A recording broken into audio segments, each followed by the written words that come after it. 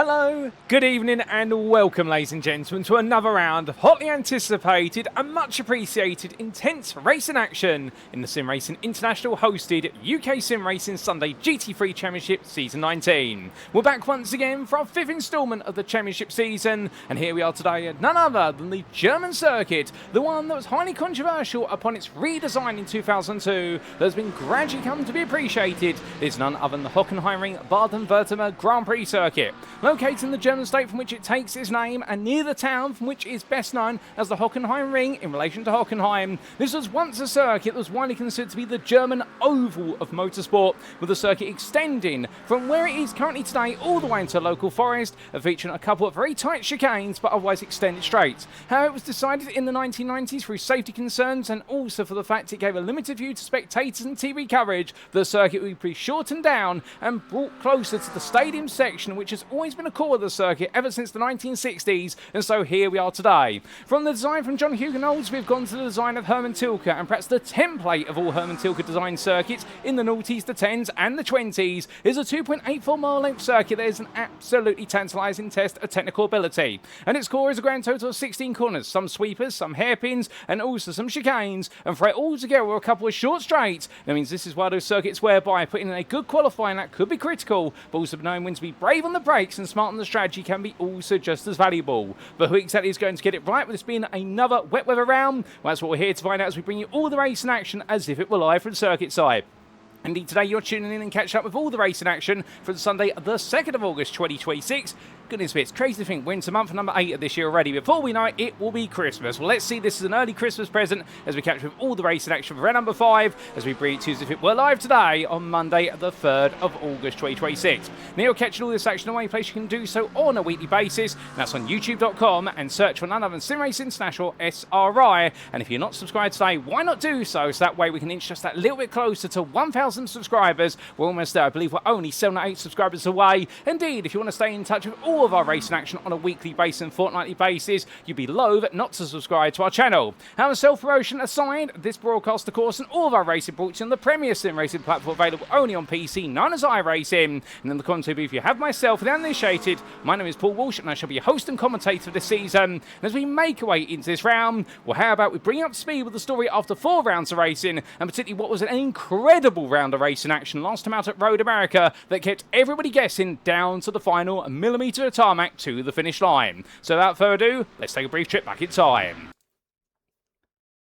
And we begin, of course, by regaling you with our calendar. And last time out on the 26th of July, we were at Road America for the first of our 3 mixed weather conditions rounds. It was a 90-minute endurance race as well, the first of which for this season. And it's funny to think we had that 90 minutes endurance race, we have a 60-minute feature today, and then we go back to an endurance race at Le Mans in only a week's time. However, at Road America, the weather played an absolutely critical part of the true classic countryside power circuit in the US state of Wisconsin, whereby the forecast was set so that we'd see a dry practice and qualifying give way to rain midway through the race, and the rain was expected to arrive approximately 40 minutes into 90 minutes of racing, and when it did so, it completely turned the race on its head. But before we got to the race, what happened in qualifying? Well, we saw pole position contested between Philipp Hammer and Mikey Stewart, who put together a phenomenal qualifying performance and only missed out overall on pro pole by 4 thousandths of a second, but Hammer was able to make it back-to-back pole positions. The pair were the best part of what was a couple of attempts clear of the rest of the field, but it would be an interpole sitter who would be taking 3rd place on the overall grid, and it would be Ashley Brooks in the end taking his maiden pole position of the season. He out-qualified Cy Anthony, and indeed the pair were quite close on pace, only a tenth separating the two of them, with 2 pros between them, with Cy Anthony starting in 6th place, and they were in turn 2 tenths ahead of the rest of the interclass field, which would be headed up by Peter Cox, who would be starting 3rd in class, 13th overall, and we did see the MRC endurance team make their debut, and while they're inter-drivers in the form of Jack Wyborn, he would take 4th place in the interclass, a further 17 thousandths adrift from Cox. Meanwhile, in the club class, the other MRC endurance team debutant of Stephen Parker Hamilton, well, he would make it pole position in club on his debut with 24th place overall, and he would be 1.5 tenths faster than James Connolly, with the pair being split by the interdrive and lever, and Harry Terminen returned to the grid, and he achieved 3rd place in class, only 1 thousandth behind Connolly. Indeed, it was exceptionally tight in qualifying, but in the race, this was where it truly mattered. Now, the first lap of the race was not without a few incidents that impacted Hayden Young, Pete Cox, club pole sitter Parker Hamilton, Jack Barker and Dean Collins, but afterwards, the race would soon settle Showdown in the dry period. We did have some drama, however, after a couple of clean laps, including lap number 6 involving an incident for Cy Anthony as he would try to chase down Ashley Brooks to the interlead. And on lap 13, there was a huge incident for Troy Anderson, who was running 5th place overall. And on lap 14, perhaps the biggest one that defined the first third of the race, it was an error for Philipp Hammer from the lead as he spun out at turn number 5 under pressure from Mikey Stewart, and he would fall to 8th place overall as Stewart would then take over at the front of the field. But then, as we got 25 minutes into the race, strategy became absolutely crucial. As the big question was, what strategy would drivers be on? And with the rain expected to arrive, could drivers outlast the fuel tank and make it to the wet weather conditions? Indeed, 25 minutes into the race, we started to see some answers, whereby fuel tanks were starting to run low, and it seems like several drivers have put themselves on course for what could be a 2-stop or even a 3-stop, rather than perhaps a preferable 2-stop or even a 1-stop, if you will. And so, Robin Aston was the first to trigger the pit stops on lap 12, with many drivers trying to last until the circuit was deemed wet. However, only 2 drivers at the very front of the field would be able to make that magic happen, and that would be the worst racing team ever pair in the interclass of Robin Powney and Matt Bacon, who went 20 laps, the longest of anybody, meaning they made the way into 1-stop territory because they had survived to go straight to the wet tyre, whereas the rest of the field essentially had to come in just before the rain arrived, or just as the rain was arriving. They then had to take the fuel, and then they had to come back in a lap or 2 later to go put the wet tyres on, and it cost them time, and it completely turned the running order upside down. So a complete shuffle in the field. Well, Philipp Hammer would return to the overall pro lead, given his pace was absolutely pinpoint, and he was able to storm in some absolute barnstorming laps. He was ahead of his teammate Michael Schütze-Kehrleback for pole promotion with ASR Esports, and that gave us an entertaining battle for second place overall in pro between Schütze-Kehrleback and Mikey Stewart for the rest of the race, which Schütze-Kehrleback would win. The inter-win, meanwhile, would come down to strategy and mistakes, because you would have thought with a 1-stop, worst racing team ever would be able to pull off a blinder and pull off a 1-2, their first of the season, but it was heartbreaking. It all began with Matthew Bacon, who ended up in the gravel on several occasions, and with those trips to the gravel and a drive-through penalty, it soon became a disqualification for the race due to too many instant points. And for Robin Powney, what could have been the win, and indeed at some a degree of salvage, well, for Robin Powney ended up with a late error that cost him the lead to Ashley Brooks, who in turn had a late splash and dash pit stop.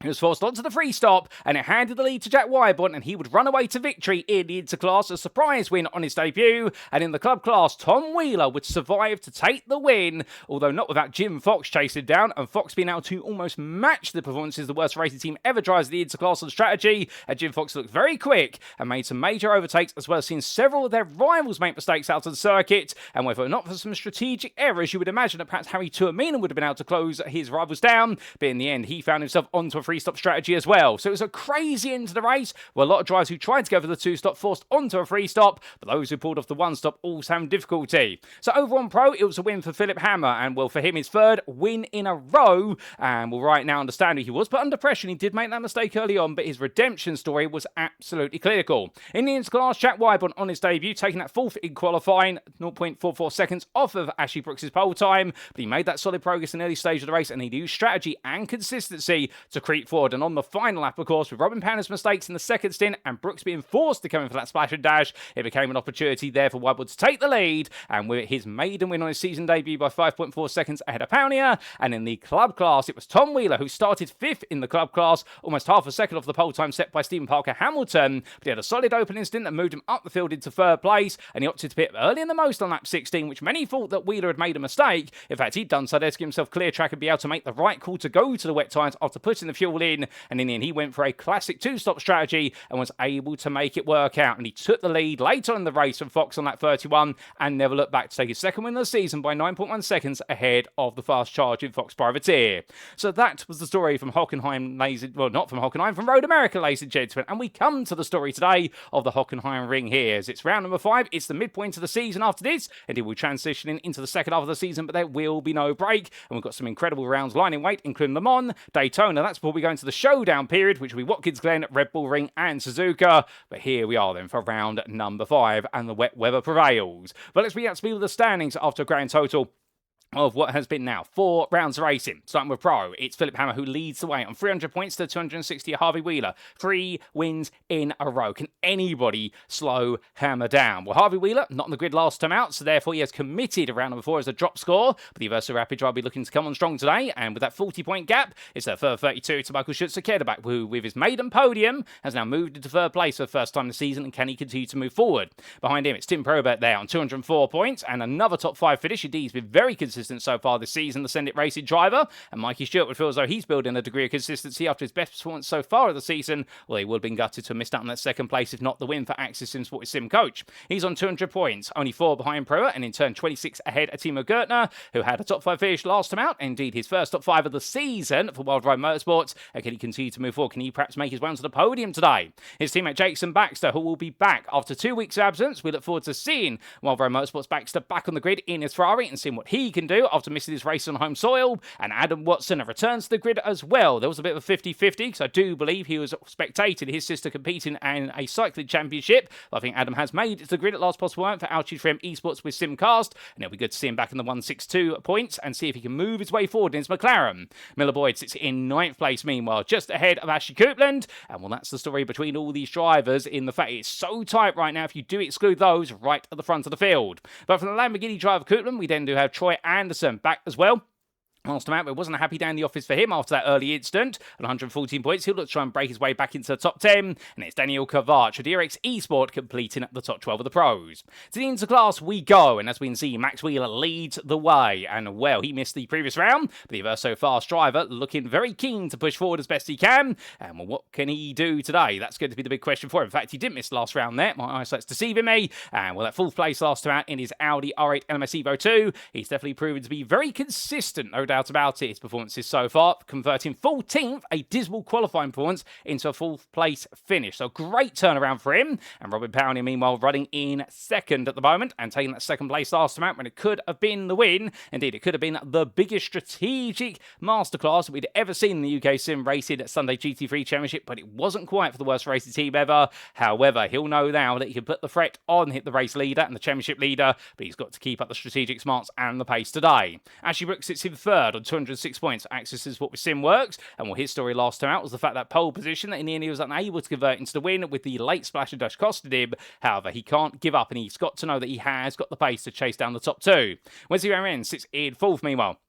Lewis Homewood Racing with Revolution Racing, and a non-finish last time out. The Dutchman definitely had a frustrating day in the office, but he's 16 points ahead of Matt Bacon, the man who had that disqualification when it was all looking good for at least 2nd place. And will can the Swede get himself back in fine form today? Graham Vivers as well, never counts him out, not quite in the top 5 last time out, but came tantalisingly close to it for Felix Racing and put on some brilliant battles over the course of the day at Road America in that BMW M4 Evo, and he's at a slight ante by 6 points. The Welshman right now for team at UK Sim Racing, who completed the top 10 last time out, but it wasn't the way he wanted it to go whatsoever. Dean Collins, Robin Aston and Tom Cordy complete your top 10 in the interclass. Again, noting the fact it's only what is a result count back of a podium there that separates Collins and Aston, and a further 4 points to Tom Cordy, who of course missing the previous round, but back today. Luke Sherlock and Adam Lynch complete the standings to the top 12, with Luke Sherlock just outside the top 10 based on result count back, and Adam Lynch further 8 points behind. Then to the club class we go, and here we can see it's Tom Wheeler who leads the way, and right now back-to-back wins, albeit last time out you would have been forgiven for thinking he wasn't going to win at Road America, given he qualified in 5th place and didn't seem to have the pace compared to his rivals. However, this second win has definitely moved him to the top of the field for the first time this season, and the Averso Rapid Drive will be looking to add consistency and pace together once again today in order to be able to see if he can make it a 3rd win in a row and extend his championship lead. James Connolly sits in 2nd, losing the lead, but he's now had his 2nd podium this season for Team UK Sim Racing Hill, and right now he'll be hoping he'll make it another podium today, if not his 1st win of the season, where Daniel Pay's a little bit further behind, and it was a non-finish for him last time out after qualifying no 10th place. It was an underwhelming qualifying performance, and it was added to by a race that was going well into an instant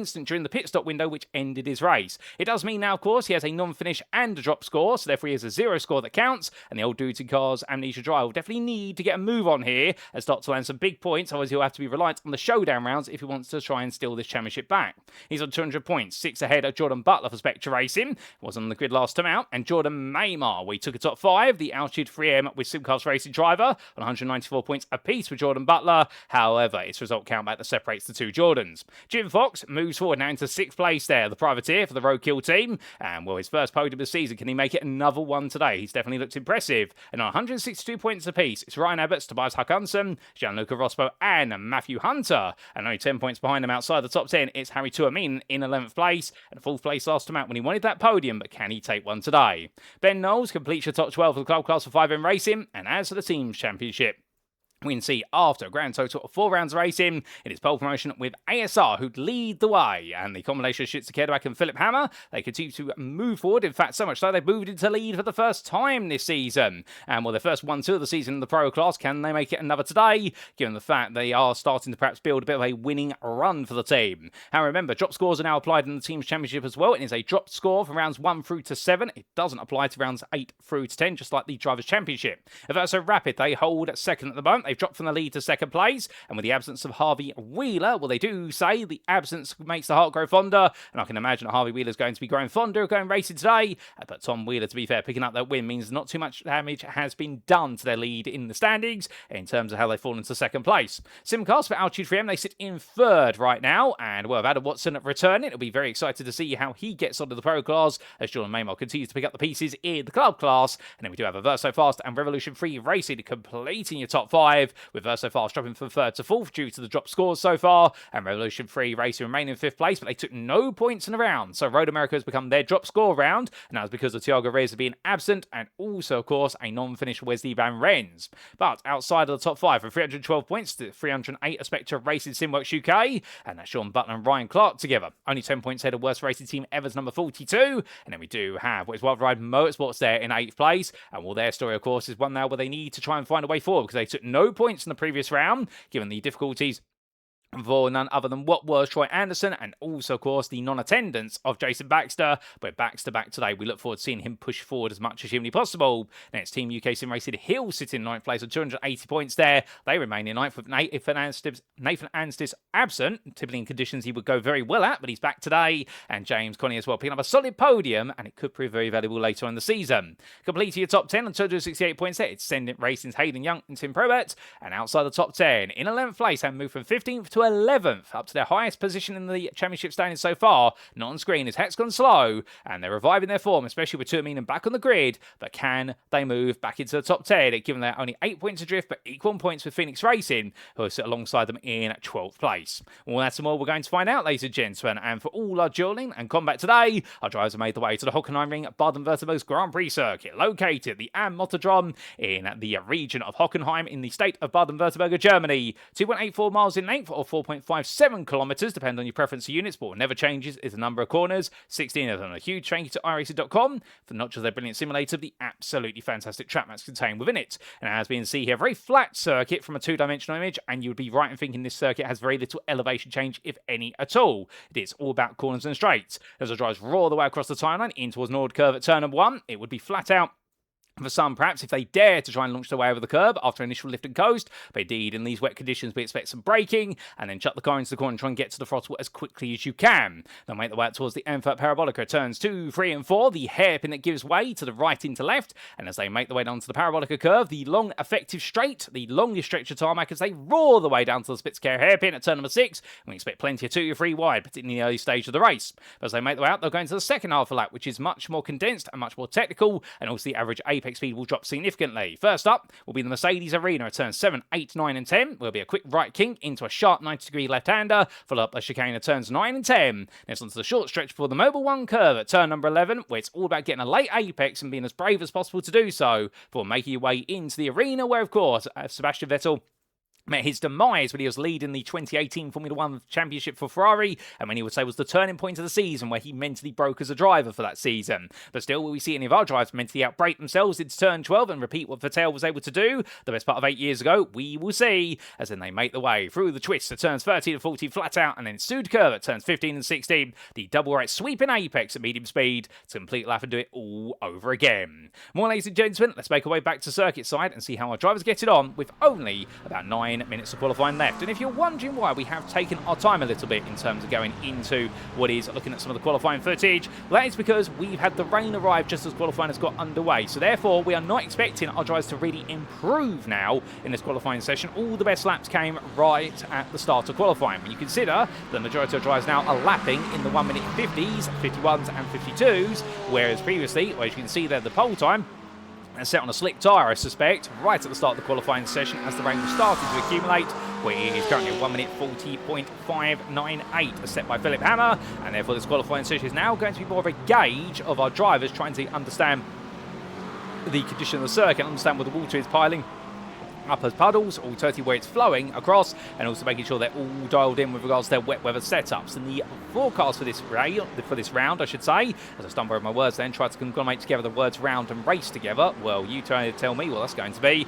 Well, the weather forecast we do have is that we've had dry conditions all the way through practice. Rain's arrived right at the start of qualifying. It is going to stop between qualifying and what I want to say is the start of the race. I think we're still going to see some rain in the warm-up session, but there'll be no rain falling when we do go to the grid, and the rain is expected to come back somewhere around 30 to 40 minutes into the race. So the change today is going to be making sure you pick the right tyre. Now I suspect we're not going to see the circuit dry up that quickly, given the fact, as we do look to the weather conditions on the right hand side of your screen, we do have an ambient temperature of 90 degrees centigrade, and the track temperature of course is dropped to align with it with the rain, and there's plenty of cloud here today in Germany. So I suspect we'll be seeing our drivers start on the wet tyre, and it'll be about managing that wet tyre. And when my drivers do come into the pit lane, either putting on a new set of wet tyres or changing one or two of those tyres or changing none at all, putting the fuel in and then seeing the rain come back and making sure to then reacclimatise to what will be a circuit that's been gradually drying with the amount of rubber that's been laid down, and also on top of that the ambient conditions, and then seeing the rain fall again and top the circuit back up, and that will be a challenge for our drivers to have to try and accommodate. We should see the lap times gradually improve and then gradually drop towards the end of the race. Of course, the Hockenheimring, it's no stranger to wet weather conditions in the UK SimRacing GT3 Championship. I think, in fact, in the last, what I want to say, 10 seasons we've raced here, although to be fair, perhaps that's not an accurate gauge, given the fact that wet weather didn't arrive until what was season 13, if I remember correctly. I do believe in the last 6 seasons, in fact, let's say the last 7 seasons, because of course you always add one on, because you always count the season, you don't do the difference of the two numbers. So from season 13 to now, season 19, that does count as 7 seasons essentially.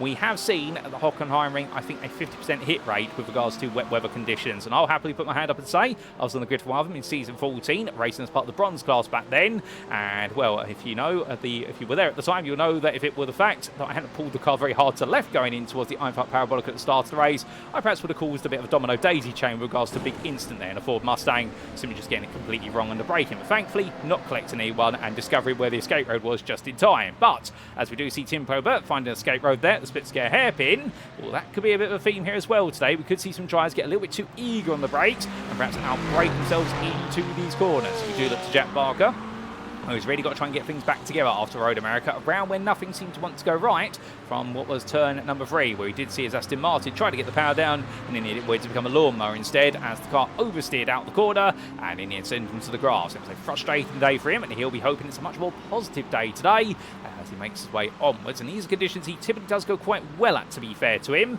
He does normally thrive in what is mixed conditions. Indeed, Si Anthony knows all about that, because, oh, goodness me, as Barker there gets it very wrong. As soon as I start praising him, it goes to the barrier there, and, well, that's not meant to be the commentator's curse, and it somehow finds a way to happen either way. What I was going to say, of course, is Jack Barker and Si Anthony having that legendary showdown at Portimao the best part of 4 seasons ago, whereby Si Anthony was leading, and in the end, Jack Barker in his Acura closing down Anthony's lead by the best part of 1 to 2 seconds a lap in very evolving conditions from what was wet to dry, and Barker absolutely flying as Si Anthony was struggling onwards.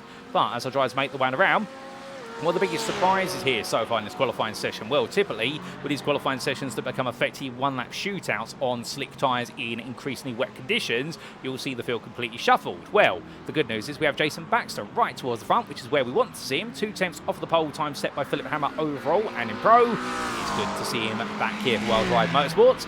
Look forward to him take the challenge to Hammer wherever possible. Hayden Young has been able to thread his way up into that second row, so has Eric Gebhardt. So Hayden Young and Eric Gebhardt both having their best qualifying points of the season so far. And Michael Schulze-Kehrderback, to be fair to the pole promotion with ASR driver, he won't be too upset about starting 5th here, because this is quite a strong qualifying performance, all things considered. And Daniel Kovac, we join him in that 3rd throughout this race. But the man who took victory in the Interclass last time out, Road America, Jack Wyborn, is 7th overall and on provisional pole for the purposes of the Interclass. And joining him potentially on that 4th row is going to be his teammate in club, that will be Stephen Parker Hamilton. Well, how about that? And we'll join him midway through the season. But right now, Parker Hamilton could be making a big dent and a big impression in the club class, and well, he could still potentially take the championship if he was to secure all the wins from this point all the way to the end. Given the showdown rounds are worth 50% more points, it's not theoretically impossible. He'll need some results to swing his way, given the drop scores and the rounds he's missed, but it is possible. So therefore, never say never, as they say, because typically anything can happen in motorsport, and it normally does.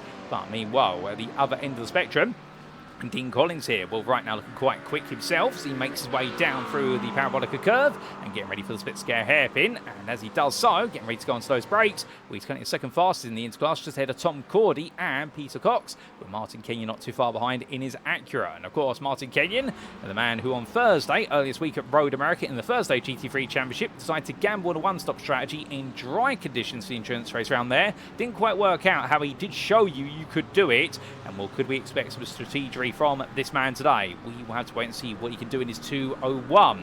But as he makes his way towards the end of another qualifying lap, well, the other shocks, of course, a bit further down. Daniel Pace, second in club at the moment, 14th overall, just ahead of Jim Fox, with Harvey Wheeler between the two of them. Perhaps that's the big surprise there. Harvey Wheeler only taking 15th thus far, but also there we do have all the way down in none other than what is 36th place, Miller Boyd currently parked up in the pit lane, and well, he's a pro driver well out of position. The same for Tobias Håkansson, who's looking to start 40th at this rate, parked up in the pits with him, and also Harry Tuominen only managing in 33rd, so it hasn't quite worked out for the Hexagon slow drivers. They're going to have a lot of work to do when they do go green flag racing, as we do have a refresh of our time tower there. That's on our end, not on yours, ladies and gentlemen, so don't worry, you don't need to adjust your TV screen or your PC or your laptop or whatever device you're using, and perhaps including your mobile telephone communications device. As we do see Luke Sherlock making his way on around, but let's look to the man who's currently on pole, and let's get an onboard lap here in the wet from Philipp Hammer. As he makes his way up towards turn 1, in towards Nord Curve, and here looks to his left. We'll put the brakes on here about 100 metres per quarter, comes all the way down to third gear, tiptoes his way through, and now on as he goes towards Einfahrt Parabolica curve. Keeping to the left there of the white pit exit line, there's no grip on that line whatsoever. A lot of water, however, at braking about 120 metres from corner apex. Goes a bit wide the apex here by design to avoid the puddle of water that's formed, and from right into left he goes if returns 3 and 4. Balancing the throttle as much as possible. Takes a tiny bit of exit curve there, but of course the more of that curve you take, the more it will cause the car to snake around. Now he'll try and straighten as much as possible through the Parabolica curve here as he makes his way down towards the pit scare hairpin. Well, we'll look to brake in the middle of the road here, avoiding the water on the right and the left, and the driest part of the circuit right in the middle as he comes all the way down the gearbox there. Goes deep into the corner, avoids the puddle on the apex, which you can take at those low speeds. Just got to be careful with the throttle, and then make his way upwards towards the Mercedes Arena. Here it normally flat out for the right-hander, but as he makes his way through the corner, a lift and coast, and lets the car roll in, as he now brings it over to the right-hand side, just gently under braking there, pointing the car away from the apex to open up the corner. Takes a little bit of curve as he makes his way through to turn number 9, and this opens up turn number 10. Intentionally late apex net and avoiding the apex curve entirely due to the depression in the middle of the curve, but sees all the water gather there, and now make his way up towards Mobile 1 curve. Here we go then, breaking into the corner. It's got a wall on the left and plenty of space on the right. And in the end, absolutely balancing that right as he takes a bit of curve. Now, in terms of braking here, he'll want to keep the car over to the left-hand side. You never brake on the right in the wet there going in towards turn 12. Because all the water gathers on the right-hand side of the circuit and flows downwards to the left. So therefore, you want to brake on that downhill section. As he comes through turns 13 and 14 here, balancing the car as he breaks his way in towards Sud curve. And intentionally goes deep there to avoid the water. Just taking it easy, balance the throttle now as he makes way for the second part of Sud curve at turn 16. And completes that. A very smooth lap there from Philipp Hammer, and well, it's not going to be the fastest lap out there, understandably, given the fact that he set his fastest lap in the dry to wet transitioning conditions. He'd be happy with that at 52.493, and a commendable lap, one of the better ones we've seen in more recent history.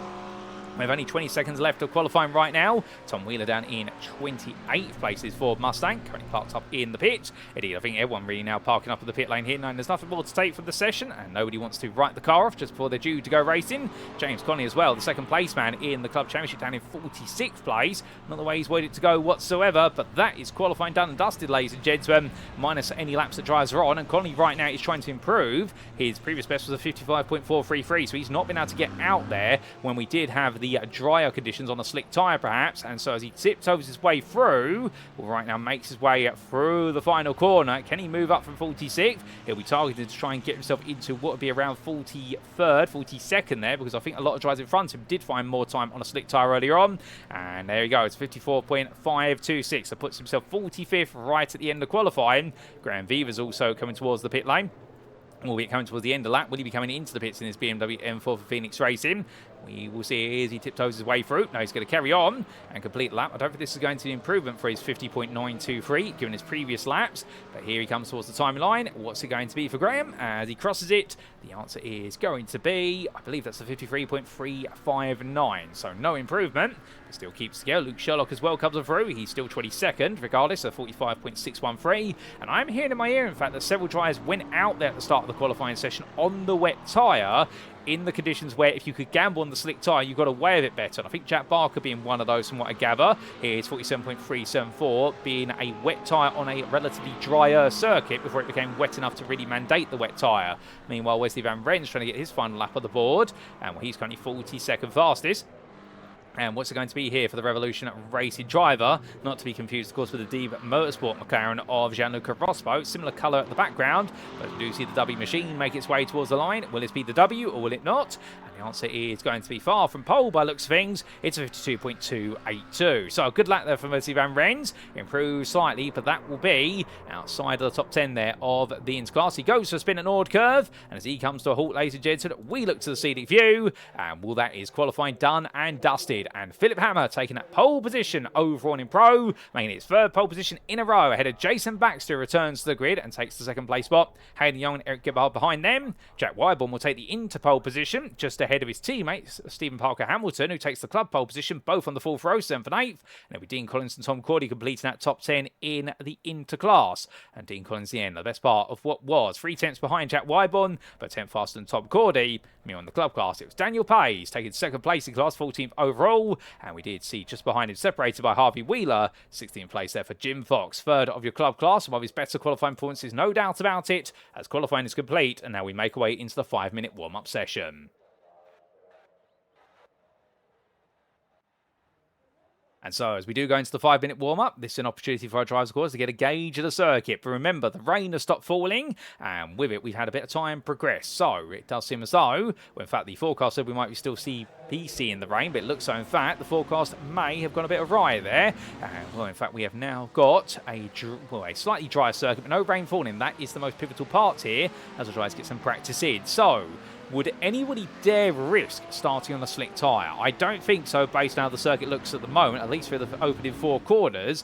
I think you would be risking it all to start on the slick tyre. That's probably the most friendly way of saying it, as the German driver makes his way on down there. Schützer Kerlbach for pole promotion with ASR. And, well, I don't think we're going to be seeing the slick tyres get any use today whatsoever, apart from at the very start of qualifying and also in the practice session. Now, one of the interesting things, of course, about a wet weather race is the fact it does change strategy, not just in terms of tyre use, but also it changes fuel consumption as well, because in wet weather conditions, you are naturally not accelerating for as long a set of periods or as aggressively. And typically, you might be worrying about what's those fuel loads, but here, you can normally make the fuel load go a bit longer. So expect the fuel pit stop, which is the mandatory part of the pit stop process.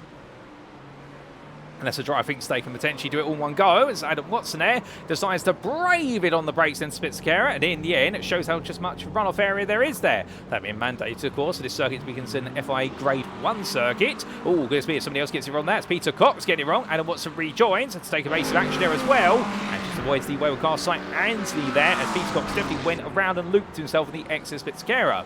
But as we do see Adam Watson there push it hard, I think he might decide to go out there on, well, if he's not on slick tyres and he's on wets, he's right now, I think, experimenting with just how much water there is and really trying to see what the car can do and how late he can break into the corners. Could prove very valuable in the race, particularly at the start, of course. Again, it is going to be a test of bravery into the opening 4 corners and not in Spitzkehrer hairpin for the first time. Alas, we digress. What do we need to know about strategy? Well, fuel usage will be less than usual, as I see several drivers there pitting their pit lane entrances, and Dale Pilcher doing his best impression there of stay out, stay out, stay out. No, in. If any of you do remember, of course, the 2018 Grand Prix, Lewis Hamilton picking up that penalty as a result of making an unsafe pit entry to exit. In fact, it was in, then out, not the other way around there. So I do apologise. David Pilcher doing the reverse, and that was a bit of a strategic mix-up there between Pete Bonington and Lewis Hamilton, given the changeable conditions at the time. Indeed, Hockenheimring no stranger to changeable conditions. And well, as we do see there, what's David Pilcher coming on in.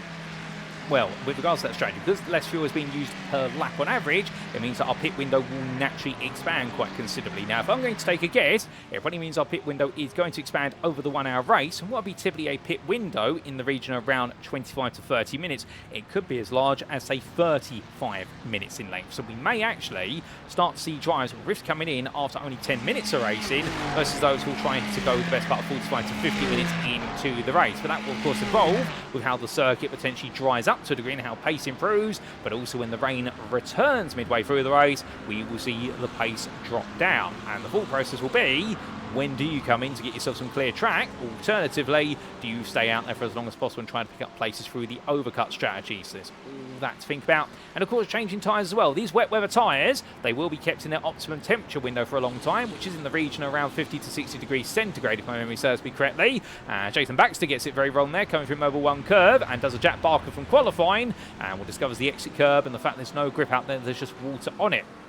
And this will be a test of consistency this race as much as pace, and also a smart strategy will not go awry. But we do have several overtaking places. We'll be overtaking here in towards turn number 12, not going to be the place to go, as in fact a lot of the water has gone there from turn number 12, intriguingly, as Hayden Young breaks it very smoothly there on the wide line, typically the line you don't want to break on, but he does make that work out. So perhaps we will see some drivers, if the circuit dries a bit more, will we see anybody risk the slick? Surely not, because of the simple reason there, I think it'd just be too risky, and it's going to limit the amount of pit width you're going to have in terms of strategic window. But we will see if anyone does risk it, as we're only now 30 seconds or so away from going to the grid. Pete Cox there, he's definitely got his Ferrari recovered now as he follows the DRX eSport machine around, and I do believe that is the car of none other than Daniel Kovac, and it is indeed, as we do see the DRX eSport driver making his way down towards turn number 6. As he does so, the Hungarian driver here making his way into that braking zone very shortly. I think he's going to be very happy with how qualifying has gone so far, and there's a big opportunity here to try and pick up even more places in the race. And as he does so, we look to Thiago Reza back on the grid, the Brazilian driver for Revolution 3 Racing. Good to see him back alongside Wesley Van Brens. We missed him at Road America, but here he's staying. Can he make a big impression in the Interclass? Well, for all that and more, ladies and gentlemen, it's time to find out, because it's time to head to the grid for 60 minutes of racing here in round number 5 of the UK SimRacing Sunday GT3 Championship Season 19, brought to you on iRacing and hosted by SimRacing International here at the Hockenheimring.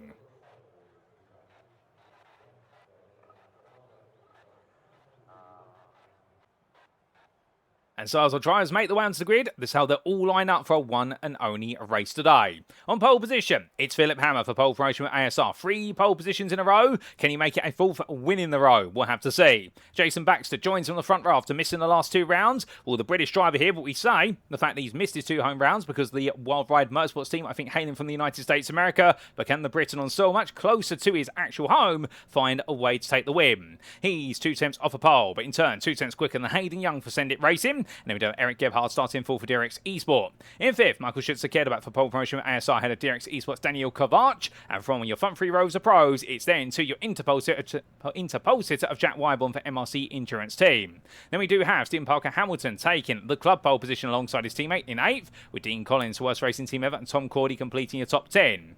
Behind the Phoenix Racing driver, starting 11th, it's Pete Cox for Verso Fast, ahead of Martin Kenyon for Axis SimSport Sim Coach. Next, Darren Sharples of Old Dudes and Cars Midlife Crisis ahead of Daniel Pays, his sister team driver. Harvey Wheeler starts 15th ahead of Jim Fox, and behind the privateer it's Casper Brotner for Old Dudes and Cars, the Dane ahead of Christopher Bates on Team UKSimRacing Stewart. A season best qualifying performance from him. Well done for that 4th place in club. Then we do have Mikey Stewart and Nathan Anstis on row number 10, completing your top 20, with 21st going to Troy Anderson ahead of Luke Sherlock. Thiago Reza and Tim Prober on row number 12, ahead of Jack Barker and Jeffrey Damon, with Timo Gertner and Tom Wheeler completing row 14. Completing your top 30, it's Ryan Abbott and Ryan Clark, and behind the 2 Ryans, it's going to be Jordan Maymar ahead of Steve Hughes, with Harry Tuaminen 33rd ahead of Matthew Hunter. Hendrik Zilka starts 35th ahead of Miller Boyd, and then we will have Jordan Butler ahead of Ann Lever, with Graham Vivers and Tobias Hakansen completing your top 40. 41st on this grid, it's going to be Gianluca Rospo there for the Motorsport, ahead of Wesley Van Rens for Revolution 3 Racing. And then we are going to have Ashley Brooks there, 43rd for Axis SimSport SimWorks, ahead of Site Anti for Team UKSimRacing Stewart. And then we'll see on what will be the penultimate row of the grid, James Connolly for Team UKSimRacing Hill, ahead of David Pilcher for Simcast Racing Team. And then we see G for GTRR, ahead of Adam Watson, who starts all the way from the back of the grid, and we'll want to not get a qualifying time together, but you never know how you can surprise us, ladies and gentlemen. We do go green flag racing. Now, a couple of cars starting from the pit lane. Tobias Hockenheimring, Harry Turman and Steve Hughes all opting to start from the pits, but meanwhile, as the field makes its way around, we are not too far away from going green flag racing. And well, that's why we're giving you a quick rundown through the grid, because as Philipp Hammer makes his way through the last couple of quarters, well, it's over to him very shortly to take us to green for 60 minutes of racing action here at the Hockenheimring.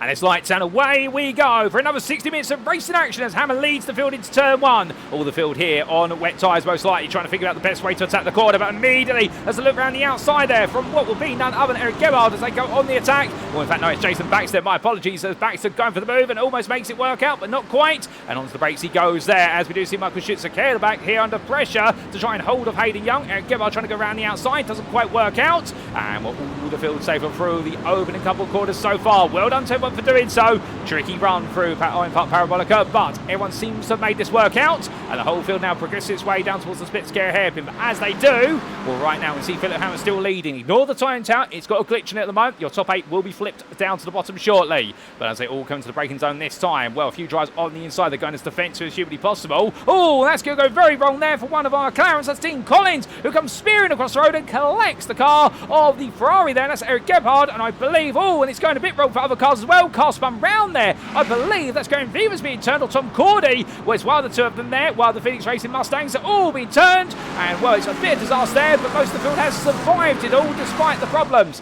But meanwhile, while some drivers are lost out, others will gain, as we do see Daniel Pays here under pressure to try and hold off what is the blue and black car. Blue being the primary colour there of Harvey Wheeler, with Pete Cox squeezes wound past the old Disney Cars Amnesia, black and deep blue Ferrari of the 388. And as they make their way up towards turn 11 right now, we'll see why these two drivers go. Wheeler looking at the inside, they're trying to make redemption for a difficult qualifying performance. And the Aversa Rapid driver already up into 17th place. But hold the firing, because I think we've got some drama. Oh, what on earth's happened here? Hayden Young's had it off, I think. And I think Jason Baxter as well. And also we've got one of the DRX Esport cars recovering. I think that's Daniel Kovac who's trying to come back on.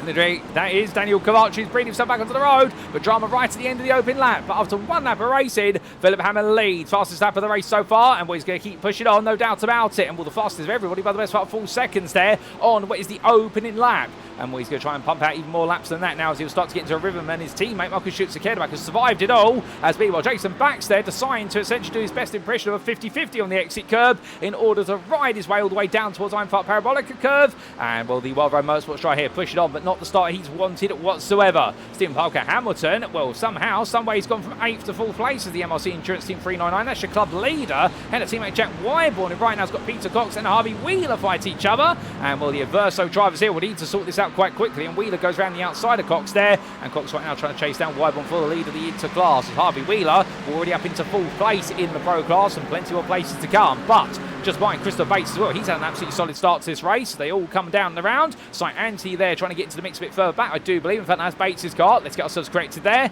And Bates makes his way on the inside, going for the move. And what does he get it done here? Well, it's going to be very twitchy on the exit. 3 wide they go. And all the drivers on the braking here, everyone getting it together right now. And well, a bit further back, Ryan Clark and Jeffrey Damon together as they headed towards that braking zone. And I think Ryan Clark is going to clear Damon. Damon the Ferrari has definitely been a bit bruised, but not beaten. And what we do see in front of him now, I do believe that's the car of Steve G, unless I'm mistaken. And well, he makes about the quarter as well. Oh, that is, I believe, Ryan Abbott's had a bit of spin there. Not sure if he's been aided on that adventure, but either way, he now gets himself back together. So, for Abbott's has got a bit wrong. I also hear there's been some difficulty for Jack Barker, I believe. We're going to get a few replays in due course.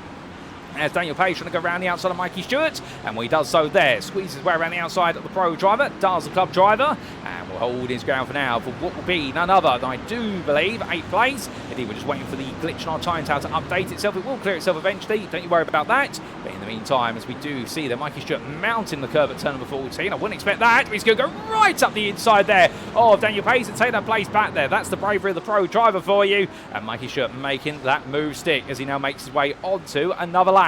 But as they do, we'll still plenty more to come between all these drivers. We do see there Daniel Kovac trying to recover his way up the order, attacking Bates there for what will be not 19th place, what will be 11th place as they make their way out to the corner. And right now, no way through for him. As further back, Ashley Brooks Next one was hold up. Jack Barker goes straight on there. Damage to the car for the Major Racing driver and an immediate tow to the pit. So something wrong for Barker. Not quite sure what, but I believe he has been caught up in an incident earlier on. And that's going to put him all the way down the order. So unfortunate there for Barker, no doubt about it. As our time tower finally updates itself. And now you can see everyone there in the right order. It's a bit of a glitch with the timing lines and where the formation lap begins. We do a short formation lap. And that explains the story there, ladies and gentlemen. But as we do see Tom Wheeler still trying to make his way forward. Where does he sit currently in the club class? He's going to sit in none other than 7th place. Chasing after Jordan Maymar. And it's been a decent start for Wheeler, but there's more to come. And I think for several drives there will be more to come. Oh, as that's got around for Daniel Kovac again. Well, first it was in the stadium section, and now it's got around at the split-scare hairpin. And the man can't get a break. Oh, goodness me, there's a big bit of contact there between several drivers. And I think Miller Boyd and Ashley Brooks being caught up with each other there, but the Send It Racing Bulls driver, well, he's not forgotten how to send it as he looks at Ruger and Brooks around the outside. I'm not quite sure if the contact was instigated between the two of them, but I can tell you one thing, right now it's brought them on a collision course here as they make their way into Mercedes, but they don't touch here, and in fact it's going to be Ashley Brooks holding his ground, as right now the Pro driver trying to make his way forward into the top 10 of the class. He's got to chase after Nathan Anstis to do so. It's just ahead of Brooks, and in turn Ashley Brooks right now trying to make his way towards the top 5 of the interclass, and his target to do so will be Thiago Areza, who's a bit further up, as here we go with Miller Boyd looking up the inside into the Mobile 1 curve. Bit of a brave move there. Indeed, 2 by then the dry is tough enough, in the wet it's even tougher. Everyone still itching for potential moves. As we do see a bit further back, there's Anti is here today, and Team UKSimRacing Stewart driver starts a lot further down the order, down in 44th place. And Jordan Butler right now all over back of Hendrik Zilker as they make the way from left into right. And all these drivers definitely trying to settle themselves down as much as possible now. I think we have had the drama for the first couple of laps that you always are going to get, regardless of conditions. And as soon as I say that, there's Stephen Parker Hamilton, your club leader, who relinquished the lead to Daniel Pays. He's got it wrong at Nord Curve, and well, the man who was running 4th overall has now dropped to 12th place, and he's got Darren Sharples hot on his heels. Although they won't be worrying too much about Jim Fox, who's the main worry at the moment, as we do see him coming on in. That was a bit of a late break in there from Tim Probert.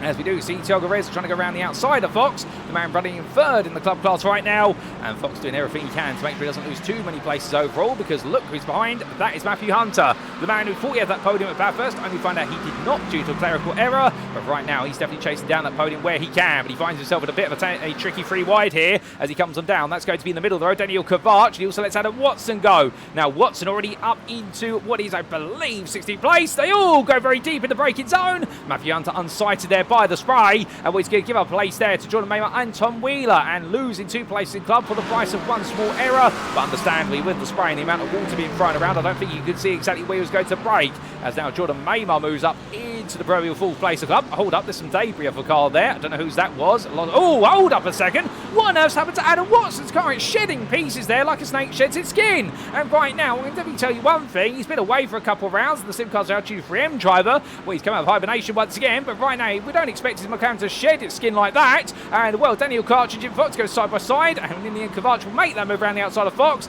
and Adam Watson he'll look up the inside in turn, and the McLaren that definitely has seen better days, but right now it's not going to deter him, as he's got no front headlights to speak of there. And well, I can tell you one thing, if this was IMSA regulations, he would be into the pit lane there, and would be requiring the team to at least attach a torch to the front of the car, given the rules and regulations. But we don't quite have that, and he doesn't have a meatball flag against him, as there's even more drives getting it wrong. That is Christopher Bates, who's dropping down the order there at Nord Curve. He's dropped all the way down now to 15th place, and that's going to put him into 3rd place in club, just ahead of Jim Fox, as they make their way on to another lap. But goodness me, there are stories coming thick and fast here, and I think we've got a few more, as that's a driver taking a bit of a trip wide. And that's Harvey Wheeler. Wheeler getting it wrong at Nord Curve there, driving back down to 8th place after making it all the way up into what I believe was 6th. And well, now Jack Wyburn and Martin Kenyon have slid their way between Wheeler and Timo Gertner. But one driver we haven't talked about here, we've right on board with now Martin Kenyon, from 12th to 7th so far, and into 2nd place here in the interclass. And we're attacking Jack Wyburn for the lead here, and I think Kenyon might be running what is a setup for the Acura to get the most out of in the wet. We know this car can be very potent in the wet, and well, as he looks around the outside here trying to make a move on Wyburn, well, it's all going to be now about the switch back there, but getting a bit too close for comfort. That 3.5 litre V6 engine versus the twin turbo 4 litre V8 of the McLaren, well, as they make the way in towards the right hander. On turn number 7 into 8 here. Kenyon going for the move around the outside. Can he brave it here? Or does he try to get Wyburn to outbrake himself? One or the other it's going to be. And the answer in the end, it's going to be a cutback here. Now Kenyon on the outside again here for turn number 10. Great respectful racing between them. And Kenyon in the end forces Wyburn to go into that depression. Finds a lot of standing water. He can't carry the throttle. And Kenyon into the lead of the interclass for the first time this season in the race. Good work there from the Access Sports SimCoach driver. But now he's got a lot more to do as he makes his way onwards there. But behind behind. Tim Probert battling side by side here with Peter Cox. And as he comes on through, well, Cox going defensive as possible. The Pro driver trying to clear the third place into driver, who would like to catch up to Weibel and King if he can. Probert really snaking around there. And well, in the end, Cox doesn't make it any harder for him than he absolutely has to. And Probert making the move around the outside for turn 13. Moves onwards. As I think Martin Kenyon there abusing track limits a little bit at Sud Curve, and I think he'll get away with that, but it will be a 1x to him. But I understand, I think going a bit too wide. But as the drivers carry on, well, things definitely do settle down for a brief moment, although Matthew Hunter's race doesn't settle down as he's been passed there by Miller Boyd. And right now being forced down to 21st place. He carries his way onto the start for the straight. Looking up behind him, Alan Lever and Nathan Anstis as well. The two UK sim racing drivers, one from Button, one from Hill.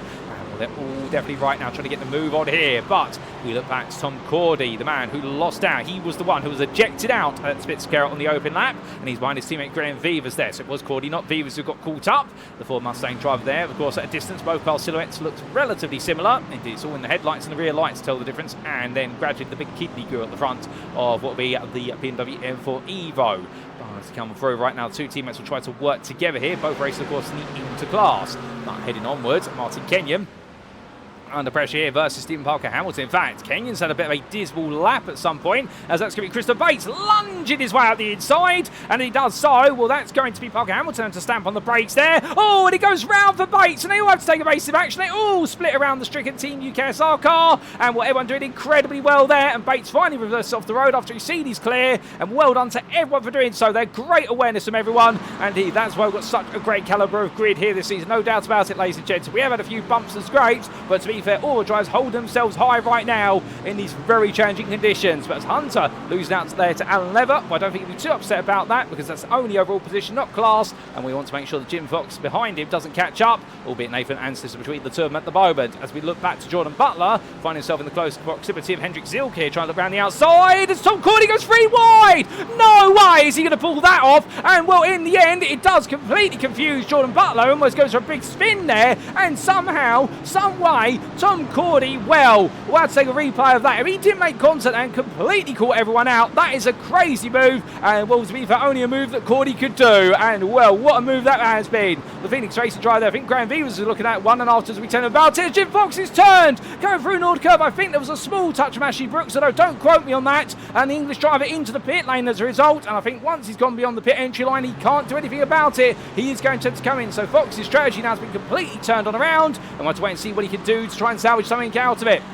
An unfortunate incident there, as we do see Adam Watson clearing Daniel Pays, now up into 9th place here in a car that's definitely seen much better days. And right now, Watson is absolutely flying out there. Is he the fastest driver? No, that would be Philipp Hammer, but to be fair, Watson's got to pick his way through traffic. Meanwhile, Hammer does not. He's got a clear road in front of him and already has a 5.5 second gap to Michael Schütze-Kehlbach. But as all the field comes down to the braking zone here behind, you see Daniel Pays trying to scoop around the outside of Daniel Kovac, and it's the battle of the two Dans. And right now, well, it's going to be these two fight each other hard, albeit they're in different classes here. Kovac does get ahead of Hayes, and it's going to be your pro driver getting ahead of your club leader, who has got Thiago Reza, the man who sits in third in interclass, following him closely. But hold up a second, I think we've had something for Tom Cordy go wrong. Well, he's rejoining at the hairpin. We've got a couple other cars go very wide. I think some drivers get a bit too confident now, as this circuit is gradually starting to dry a little bit compared to how it started the race. But understandably, we'll have to see who can keep it together. Not Stephen Parker Hamilton, who drops down to 5th now in the club class. He's passed there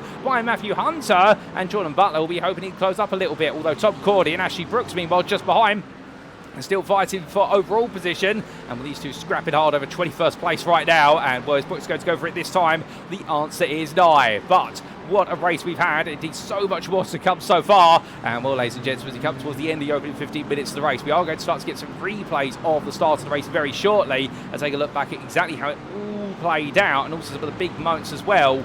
Goodness me, what's a set of stories we've had. In fact, speaking of those replays, here we go for the proverbial trip back in time. Let's take a look at how it started.